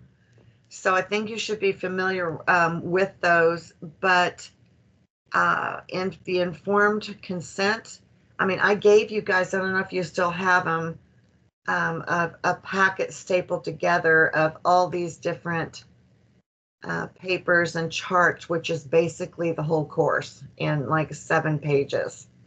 So it will go over that. I don't know if you still have that. I hope you do. I can also make that available to you. And you can kind of see what that, but one thing that comes up in almost every review book, and it did in this dental seminar, is talking about boards and law and ethics, is talking about the fact that informed consent is not a part of HIPAA. Because when you see, they'll say privacy and this and that, and then we always have them do informed consent, and it always confuses a certain percentage of people. So just remember that. The regulatory compliances that they stressed in this course were OSHA, Occupational Safety and Health Administration. They are responsible for developing the universal standard precaution protocols for employees. So OSHA is about employees and employers to protect and prevent them from contracting disease through bloody and or other bodily fluids. It protects the employee. It pertains to the clinics and facilities that you'll work in. And it includes the bloodborne pathogens and the safety data sheets of every chemical or substance that you use. So OSHA is responsible for that. And it also, like I say, also protects your employers as well as your employees. It's a regulatory compliance, and that's how we do it, is through OSHA. Your HIPAA is Health Insurance Accountability Act and pertains to confidentiality or privacy. HIPAA is about that. All healthcare entities that electronically process, store, transmit, or receive medical forms, claims, or payments, remittances. How often does the HIPAA form need to be signed? one time. Okay, so we say the HIPAA form, except for this COVID time, should be signed once a year. A lot of offices say once a year, but I guess technically it's only signed one time unless, number one, changes are made. The patient wishes to add or remove an individual from a previous form, like a someone who can vouch for them as well or can know the information. Maybe it's your child is no longer,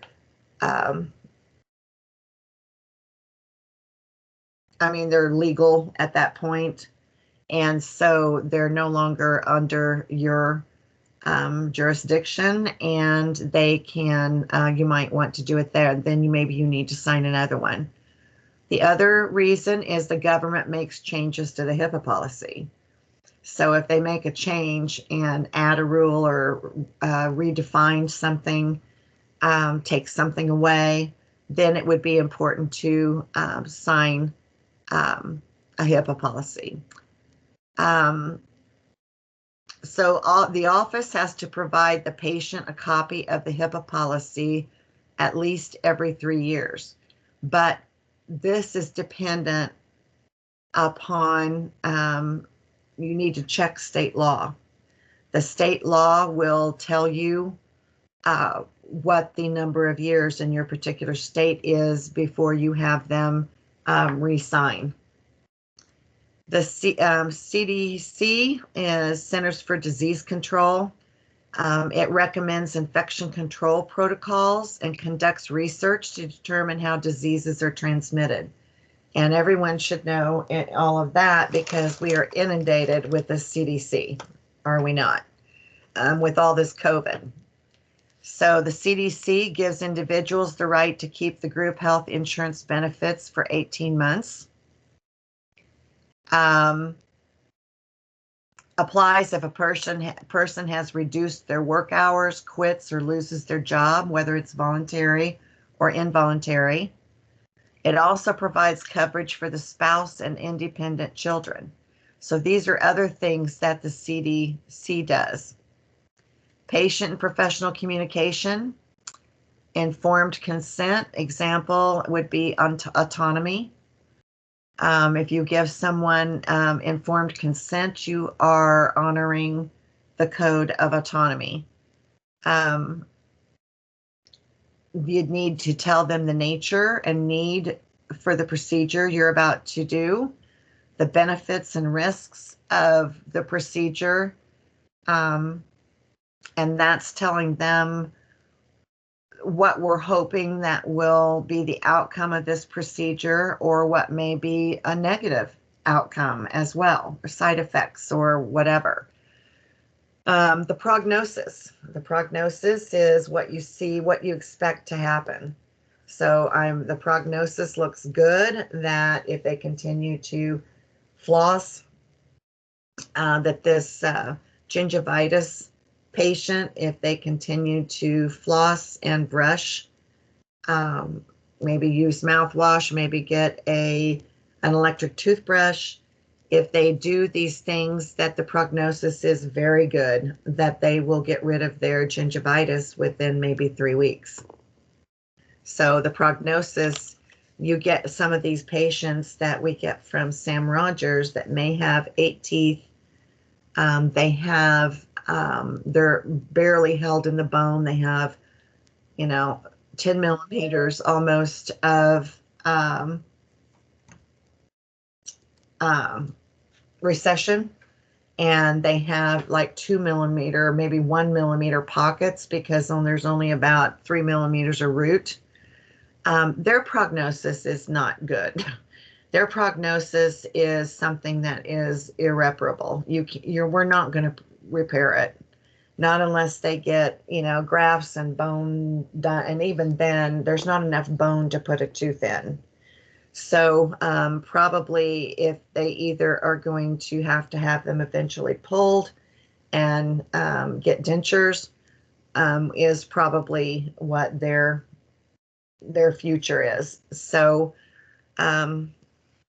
Then you want to be able to give them alternatives to the procedures.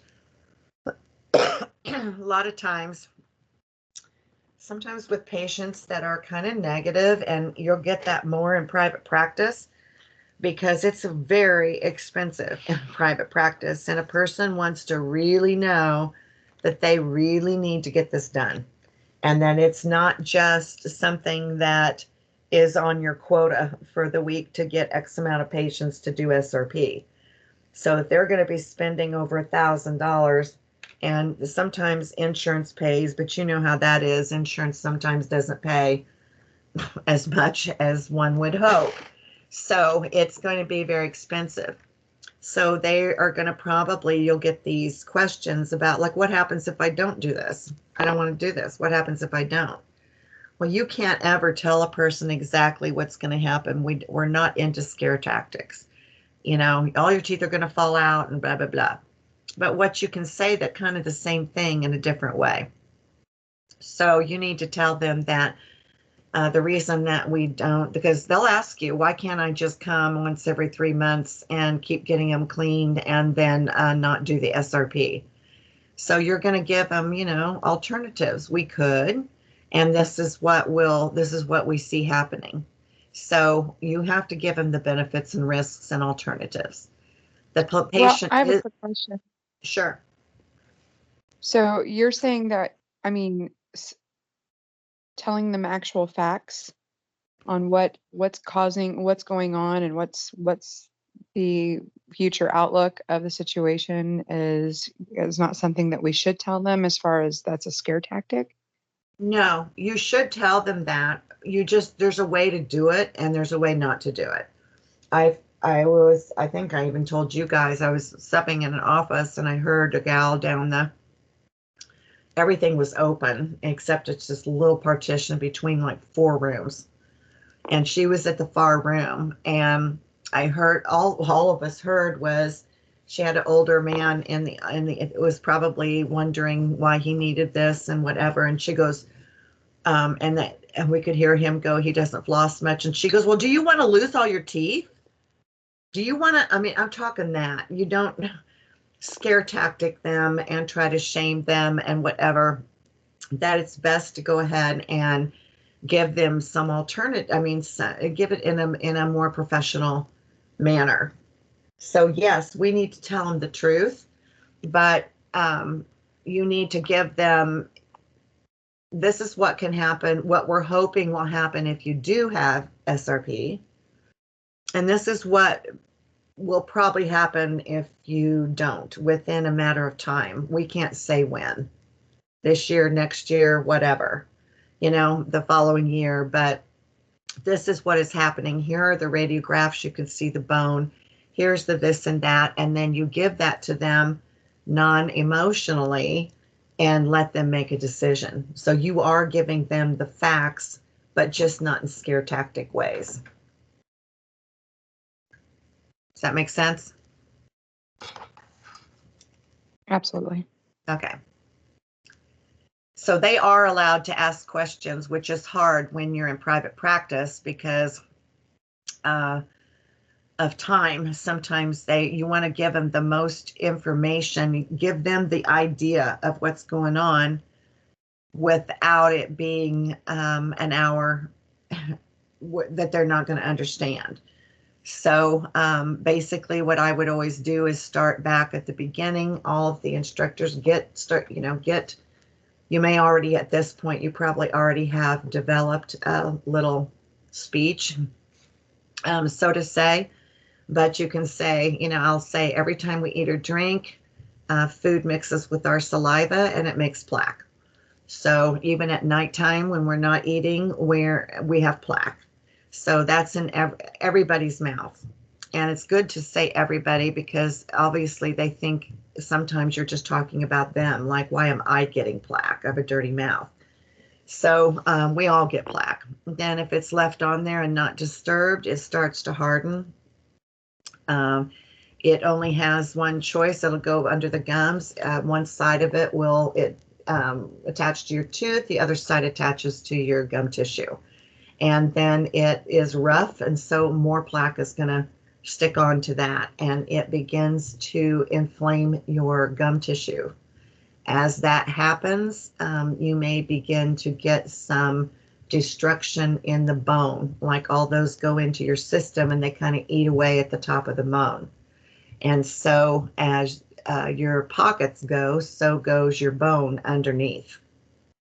And so by then you're giving them pictures instead of saying what, it's gram negative or gram positive, all that kind of stuff, which they don't get. Give them a realistic picture of what's going on. And here you can see on your radiographs, look at these roots. This is where they should be, or the bone, this is where it should be. This is kind of where it is. We can't grow bone back, but we're hoping that it doesn't go. What our hope is when we do this, it doesn't go any further. We want to try to at least maintain that so it doesn't get any worse. People get that. Oh God, they tell themselves, I'm going to lose my teeth if I don't do this, because they can see it, not that we are scared, telling them that. So anyway, statute of limitations. There's a time frame, a limited period within which legal action may be taken. And you remember that. It varies from state to state and the type of lawsuit that it is. So if something happens, sometimes they can, like we studied in law, some issues they can have up to 2 years to bring an action against you for something that you did a year and a half ago that they're thinking this must have been when she was so rough with my cleaning or whatever. They're looking for why whatever's happening to them is happening. And so they may throw it back at you, of which you may or may not be guilty of, hopefully not. But there is a statute of limitations on that. But even when they bring it up within like a year and a half or 2 years, or whenever that statute's over, they have to produce that there was harm. They have to produce cause. This happened because she did this, and there has to be harm, has had to have been the final result that they had over the issue. So that varies from state to state. Dental records, documentation of complete data. They said that dental records is very often put in these terms. Additional information like radiographs, referrals, prescriptions, home instruction, all of those are part of the dental records. The ownership, the dentist owns the paper on which the records are printed. The patient owns the information. So it's okay for a dentist to charge a reasonable fee to transfer the records, or for them to give you copies, even if there's a balance due on the account. But they have to give it to you, but it is okay if they charge a reasonable fee for the paper or their time, but they are not allowed to charge an exorbitant amount to give you your own records. And those are the kind of things that they mainly stressed. I want to look real quick at this.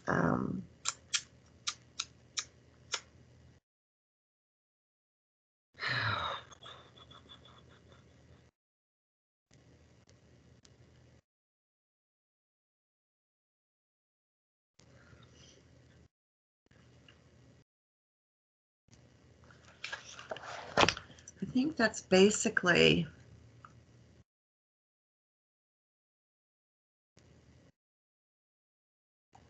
I have a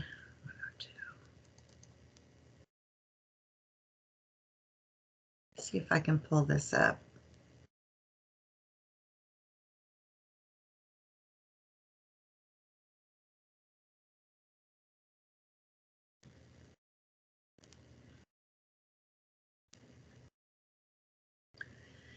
I also have a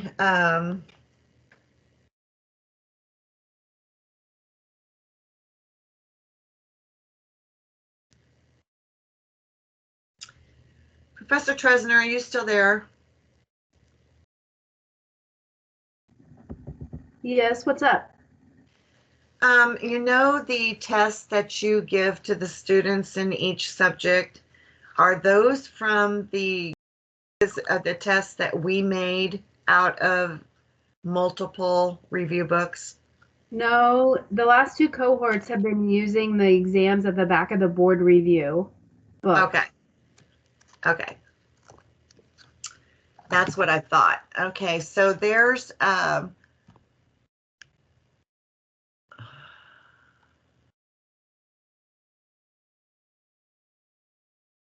let me go. Oh, there's 16. And there's the answers. So one of the, it's not the anesthetic book, local anesthetic book that we have, because he doesn't offer much else, PowerPoints or anything. You have to make your own everything. So, but one of these other authors is, and I've been to their 2-day session.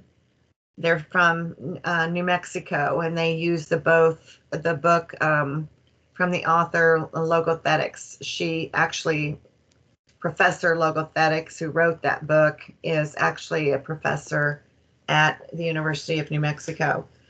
And she had mock boards section, which I copied down and pasted in here. And it gives the answers as well. I also have, we were instructed at one time as to get at least 50 questions from all sorts of different review books, like get 15 questions from this one and 15 from that one and whatever. I also have that. If you would like, I can let you guys have that. I don't use them for anything else. And you can look them over if you want.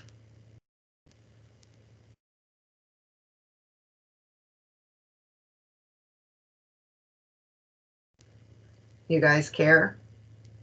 Or no or yes?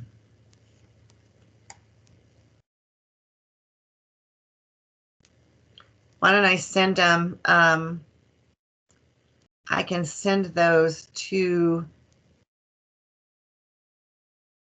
Professor Tresner. She can send them on to you and you can use them. I'm sure you have enough questions and answers to go by, but I can send them to her and she can send them to you if you would like that. I would like that. Okay. So then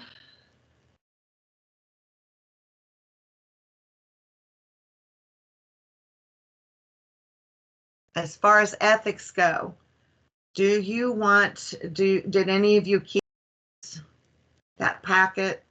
You know what I'm talking about? Packet of, it lists, there's like 6 or 7 pages, and it lists maleficence and all that kind of stuff, and it will tell you. Do you want me to send that along with? That would be good if you would send that, because I'm sure we have it. I know that I have it amongst a pile of papers Stuff. from Yeah, all subjects that I'd have to decipher through. yeah, got it. I have those same piles all over the place. Jeez. Okay, then I will send that, and you can go over that. If you have any, like I said, 226 questions about that, then that would be, I don't mind that. What I can do now is, or let me open this up for any questions. It's hard if you haven't taken the quizzes.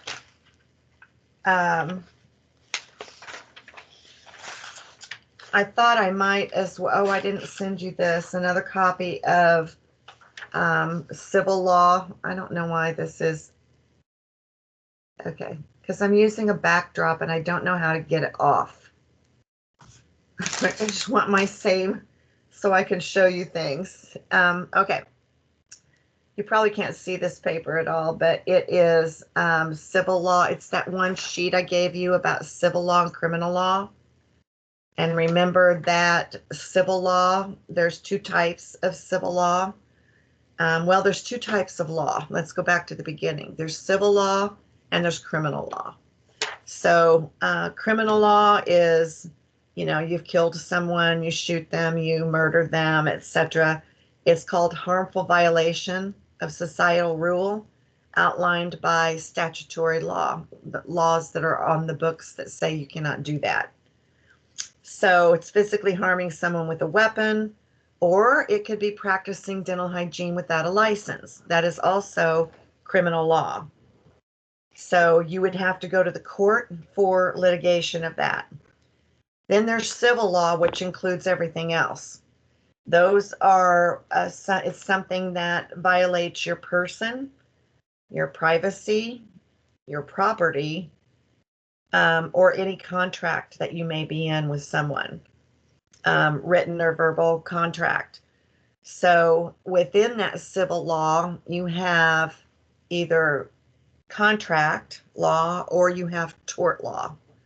And contract law can either be something that you have signed or that you expressed. So it can be something that is just implied.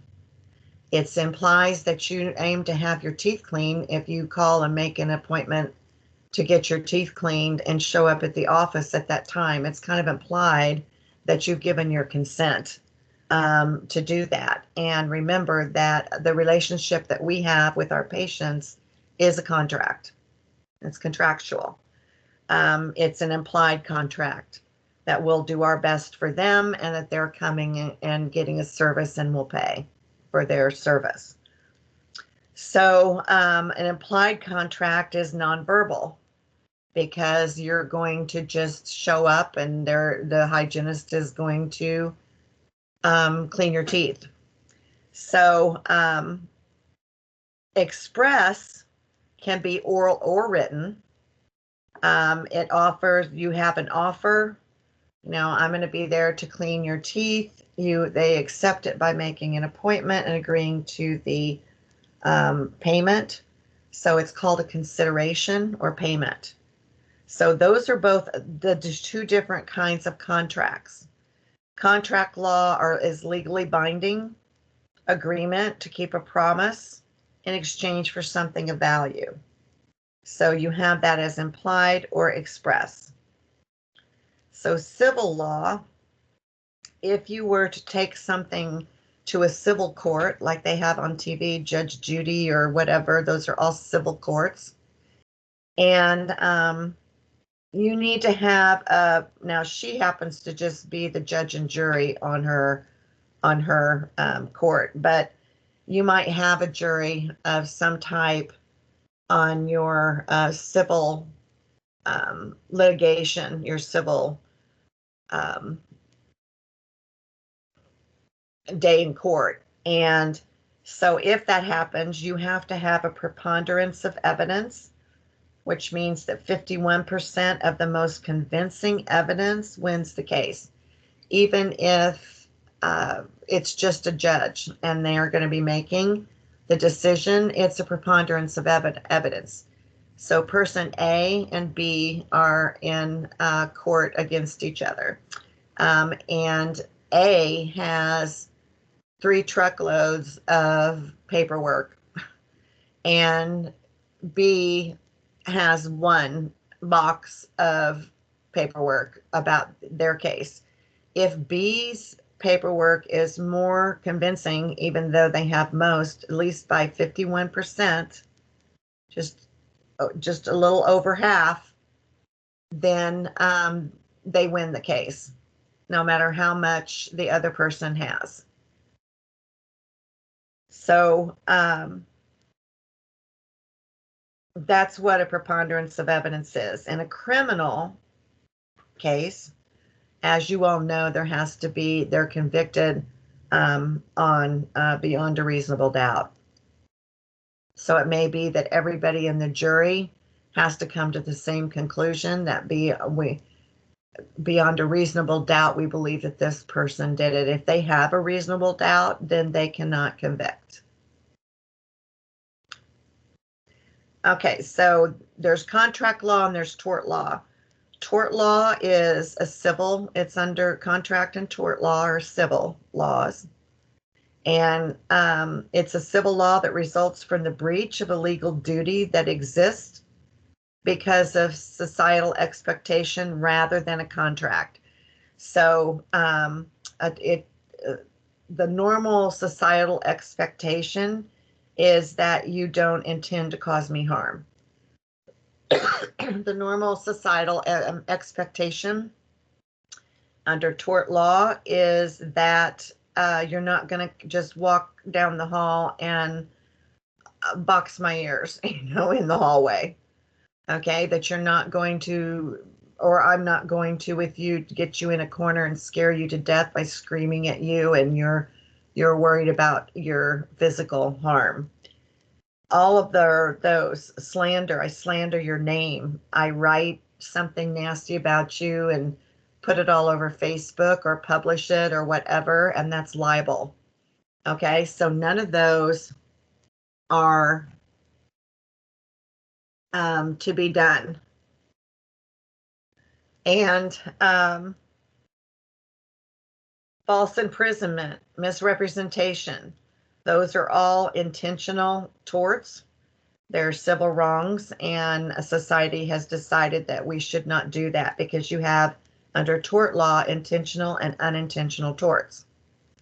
So if something is deliberate, purposeful act that has a certainty of unexpected consequences to your person.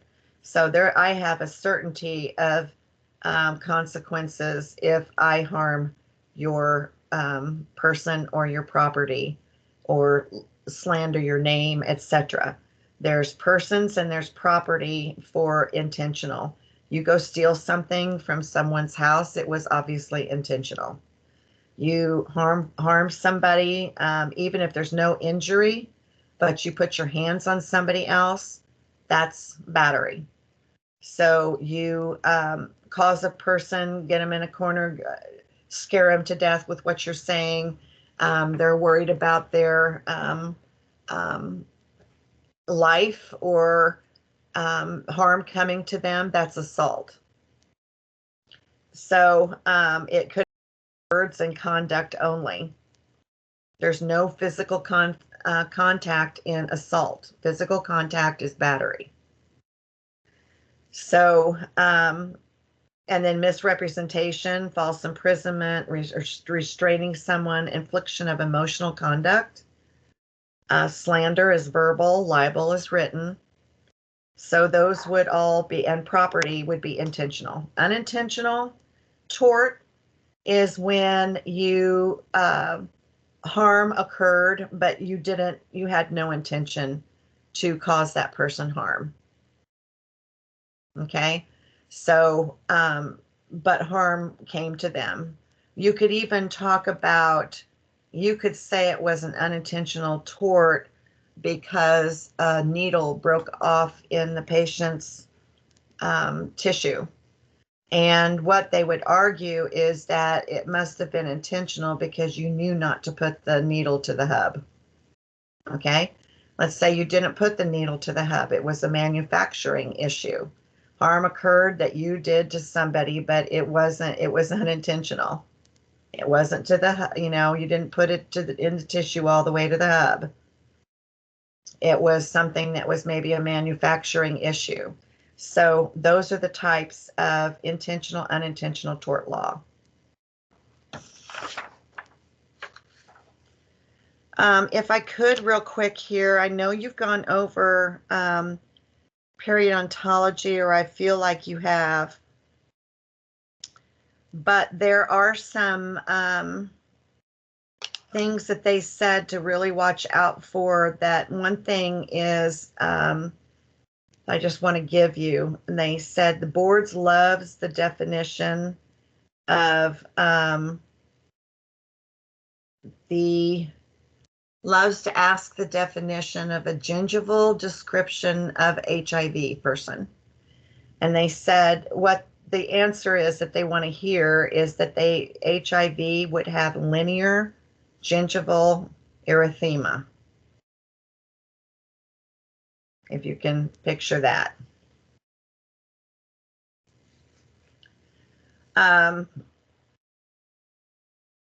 If you have a healthy gingiva, they would describe that as firm, light pink or coral, fills interproximal spaces, knife-edged.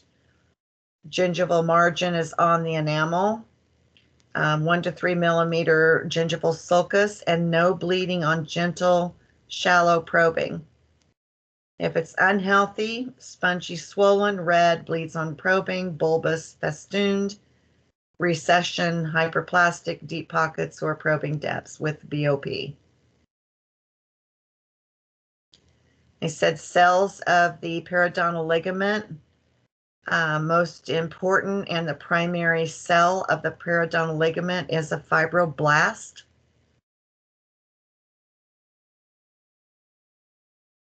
So if the word ends in blast, it means it produces something. So if it's fibroblast, it means it's producing fibers. Osteoblast produces the bone. Osteoclast is resorption or breakdown of the bone. Cementoblast is the production of cementum, and cementoclast is the breakdown or resorption. On acute gingivitis, a neutrophil is the most prevalent cell because it fights the gingivitis. If your gingival color is red, associated with inflammation, of course, it's an erythema, and that's when it's in the diseased state.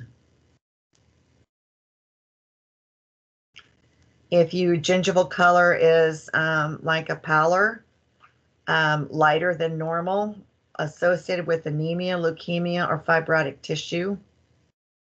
If it is cyanotic or bluish, it's highly vascular or often found around crowns. Have you gone over this in your perio?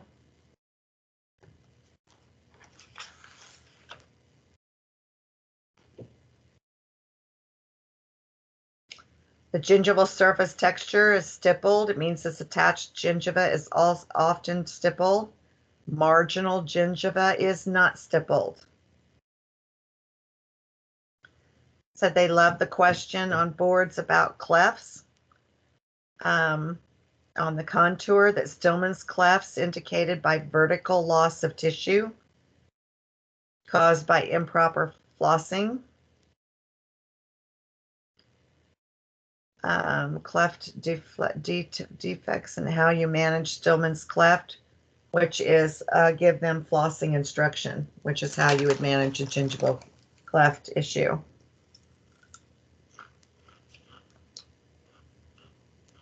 They said if there is a question about recession in a multiple choice, that you should always let the patient know that they might have recession.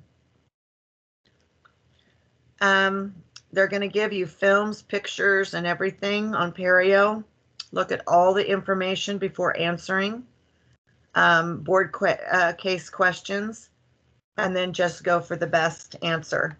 That there's going to be some that appear to both be correct.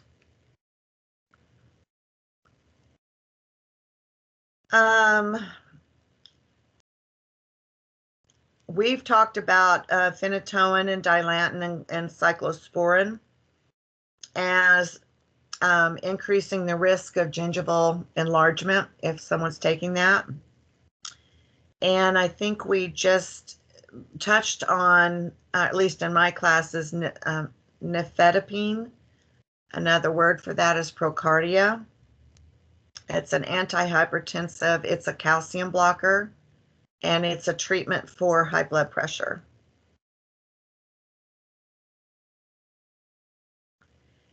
They said if if they ask about hyperplasia and hypertrophy, they said to know that it looks the same. Both of them are gingival enlargement. Hyperplasia is gingival enlargement due to the increase in cell numbers. There's just many more cells. Hypertrophy is gingival enlargement due to the increase in cell size. So there may be fewer cells, but they've just gotten bigger.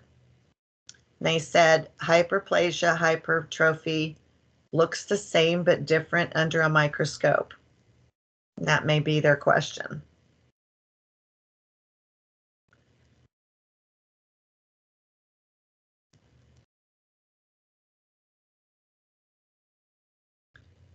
Dehiscence is a defect, usually next to a crown. Oval-shaped root exposure, apical to the CEJ. It includes bone loss, root exposure, severe recession.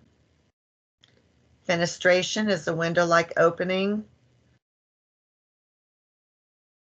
in the bone covering the root of a tooth.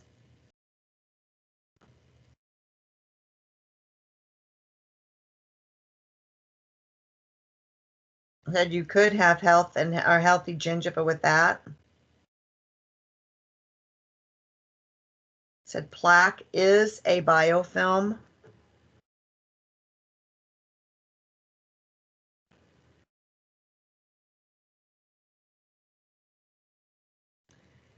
In the bacteria in the mouth, you probably know this, the cocci is round-shaped bacteria found in the early stage of plaque, and it is the bacteria, the cocci is the healthiest at that point.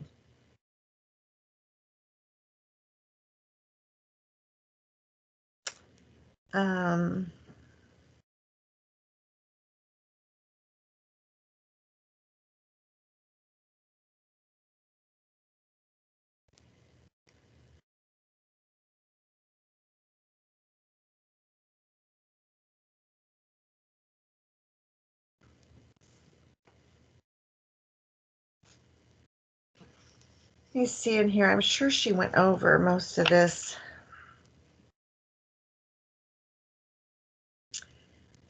They said there's a lot of different names, bacterial species associated with disease, all the bad guys. They made us put a big star and asterisk by the word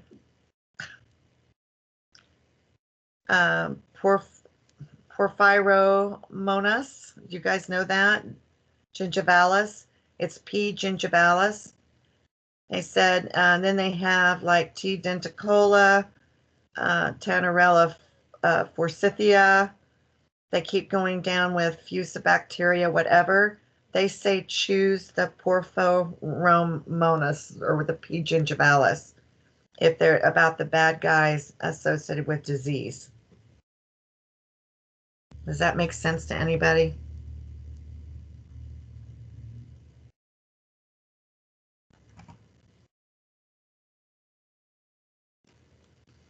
Okay. Also, they said that they may have on a bad diseases or bad bacteria, have I don't even know how to pronounce this, acetomycetomycomatins or whatever, gram-negative rod-shaped bacteria associated with aggressive perio disease. They said they are going to have, if they have a question about aggressive perio disease, choose AA, like for acetomin, or they actually have AAA for aggressive. I guess it's AA, aggressive acetomin, whatever. Acetobacillus, acetomin, cyto. Do you guys want me to send you these words? Or do you know what I'm talking about? Anybody? I know that was in student RDH for sure, and the perio thing, the AA for aggressive perio. Okay. It's definitely prevalent. Okay. Well, good. So choose that one. They said on bad bacteria.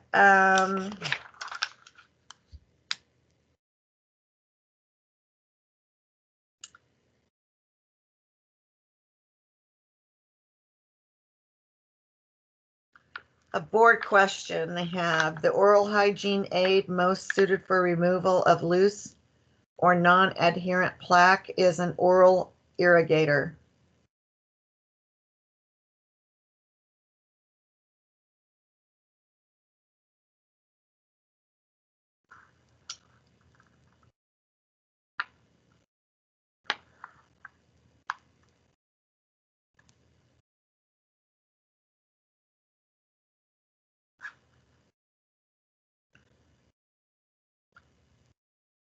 Then they have, I wish I could turn off this blasted. They said be sure and know clinical attachment loss. Like they have a picture of a, not even.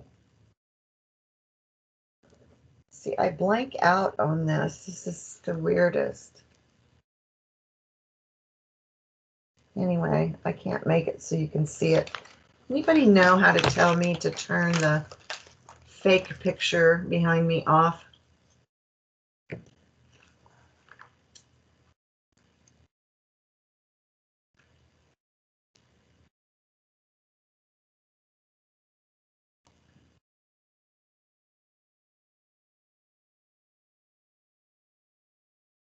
Why did I try that? Try this.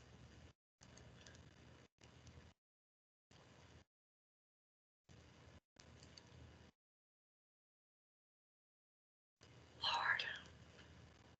All right.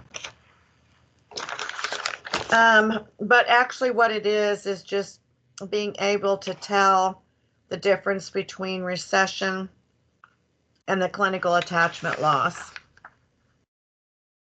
She said there's a straightforward question on this, on furcations. Class 1 is early, penetrates the furca, no more than 1 millimeter.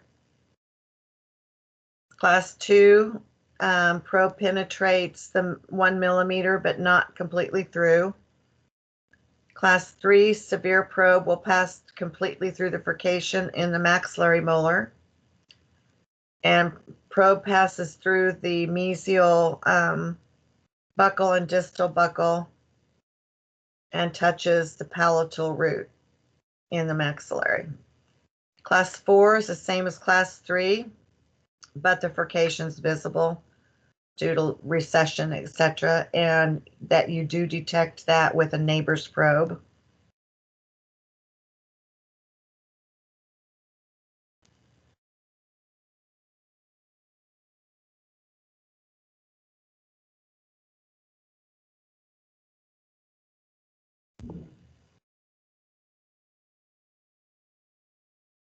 The width of attached gingiva is not calculated for palatal surfaces, that they may try to trip you up.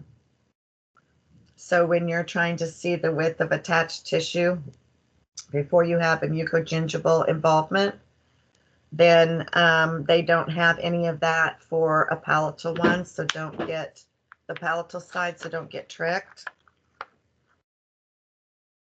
That they will be showing films for lamina dura, the disease process of periodontitis.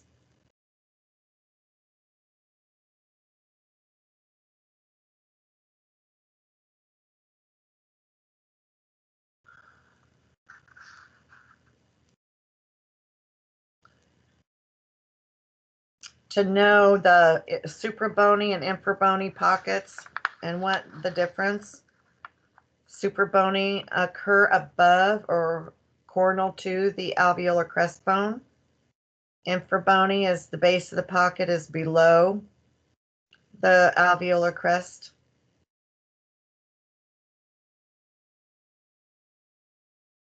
Infra bony pockets are treated with regenerative procedures.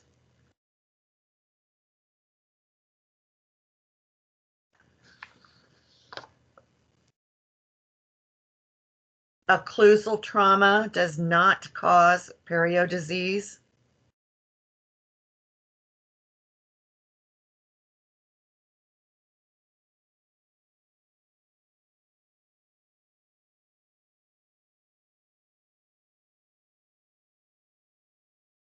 Primary occlusal trauma is excessive force on a tooth with normal bone support.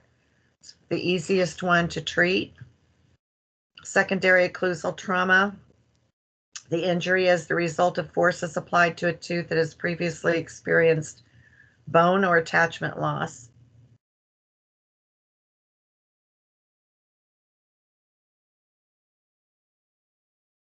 And if not treated, it can, you may need to extract.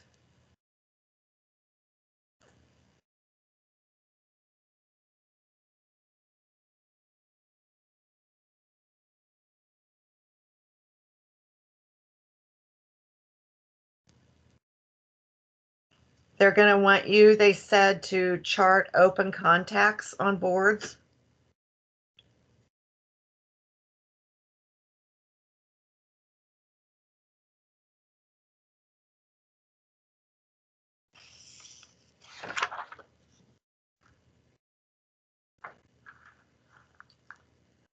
There's a big asterisk they made us put on boards. They said on boards about periodontitis associated with genetic disorders.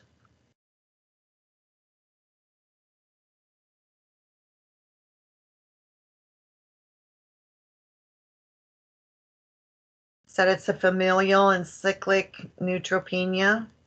Neutropenia is a lack of deficiency of neutrophils.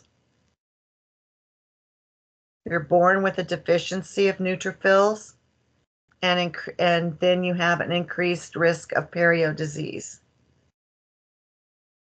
Down syndrome would have this, but no risk increase for caries.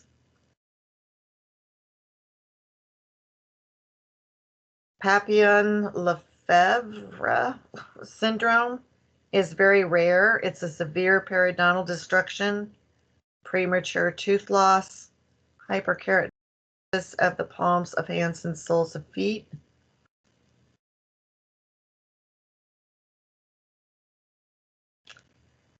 They said something that was not in their books but maybe on board is, I don't know how to pronounce this, it's called Chidiac-Higashi syndrome. They said to Google CHED. It's called it's CHEDIAK hyphen capital HIGASHI syndrome, whatever that is. It's under perio associated with genetic disorders. It's inherited disease of the immune system and nervous system, impairment of neutrophils. It's very severe. They have aggressive periodontitis.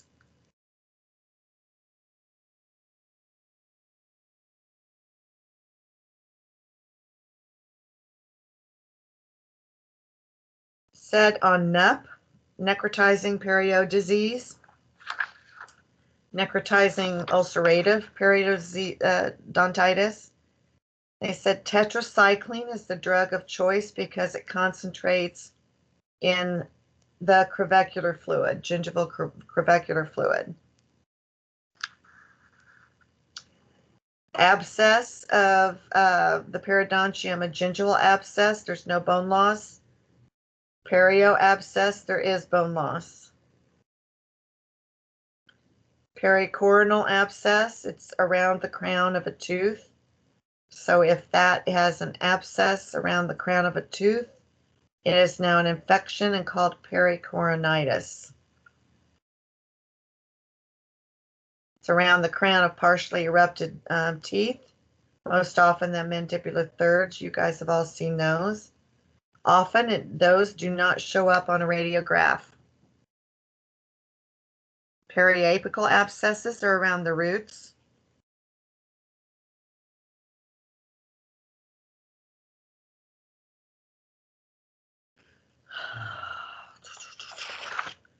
And I think then it goes into histo, and I'm sure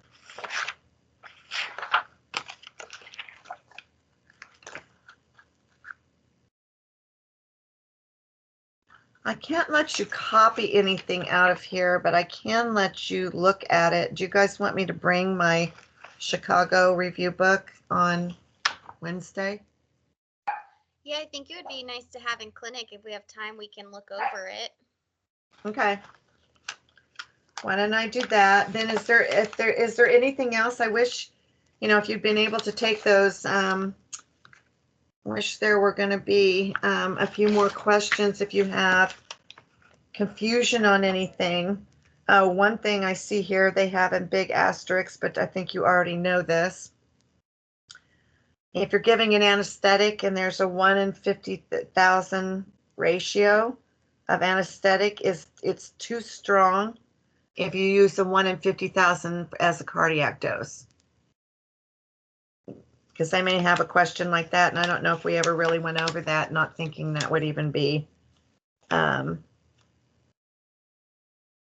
anything.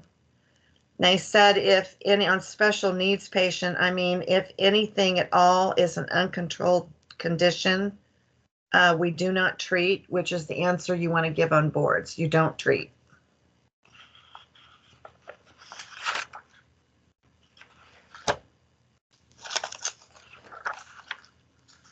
And I think that about covers that. I'll send you the stuff on that we talked about in law.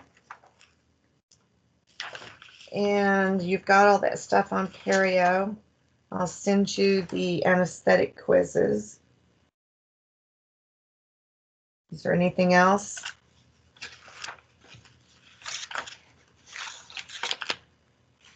I don't think so. Thank you for going over all the review stuff.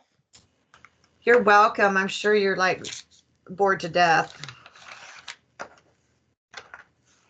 But are many of you taking your quiz? Your quiz.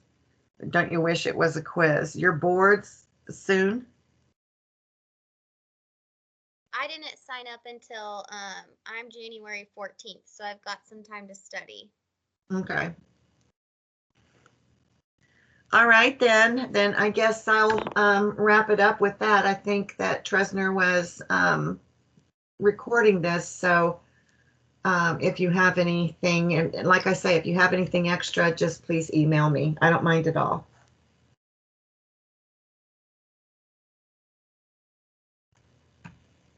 So, Professor Tresner?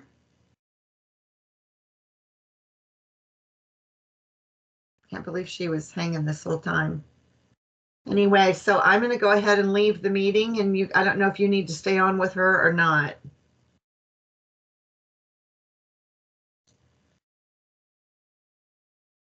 Okay, so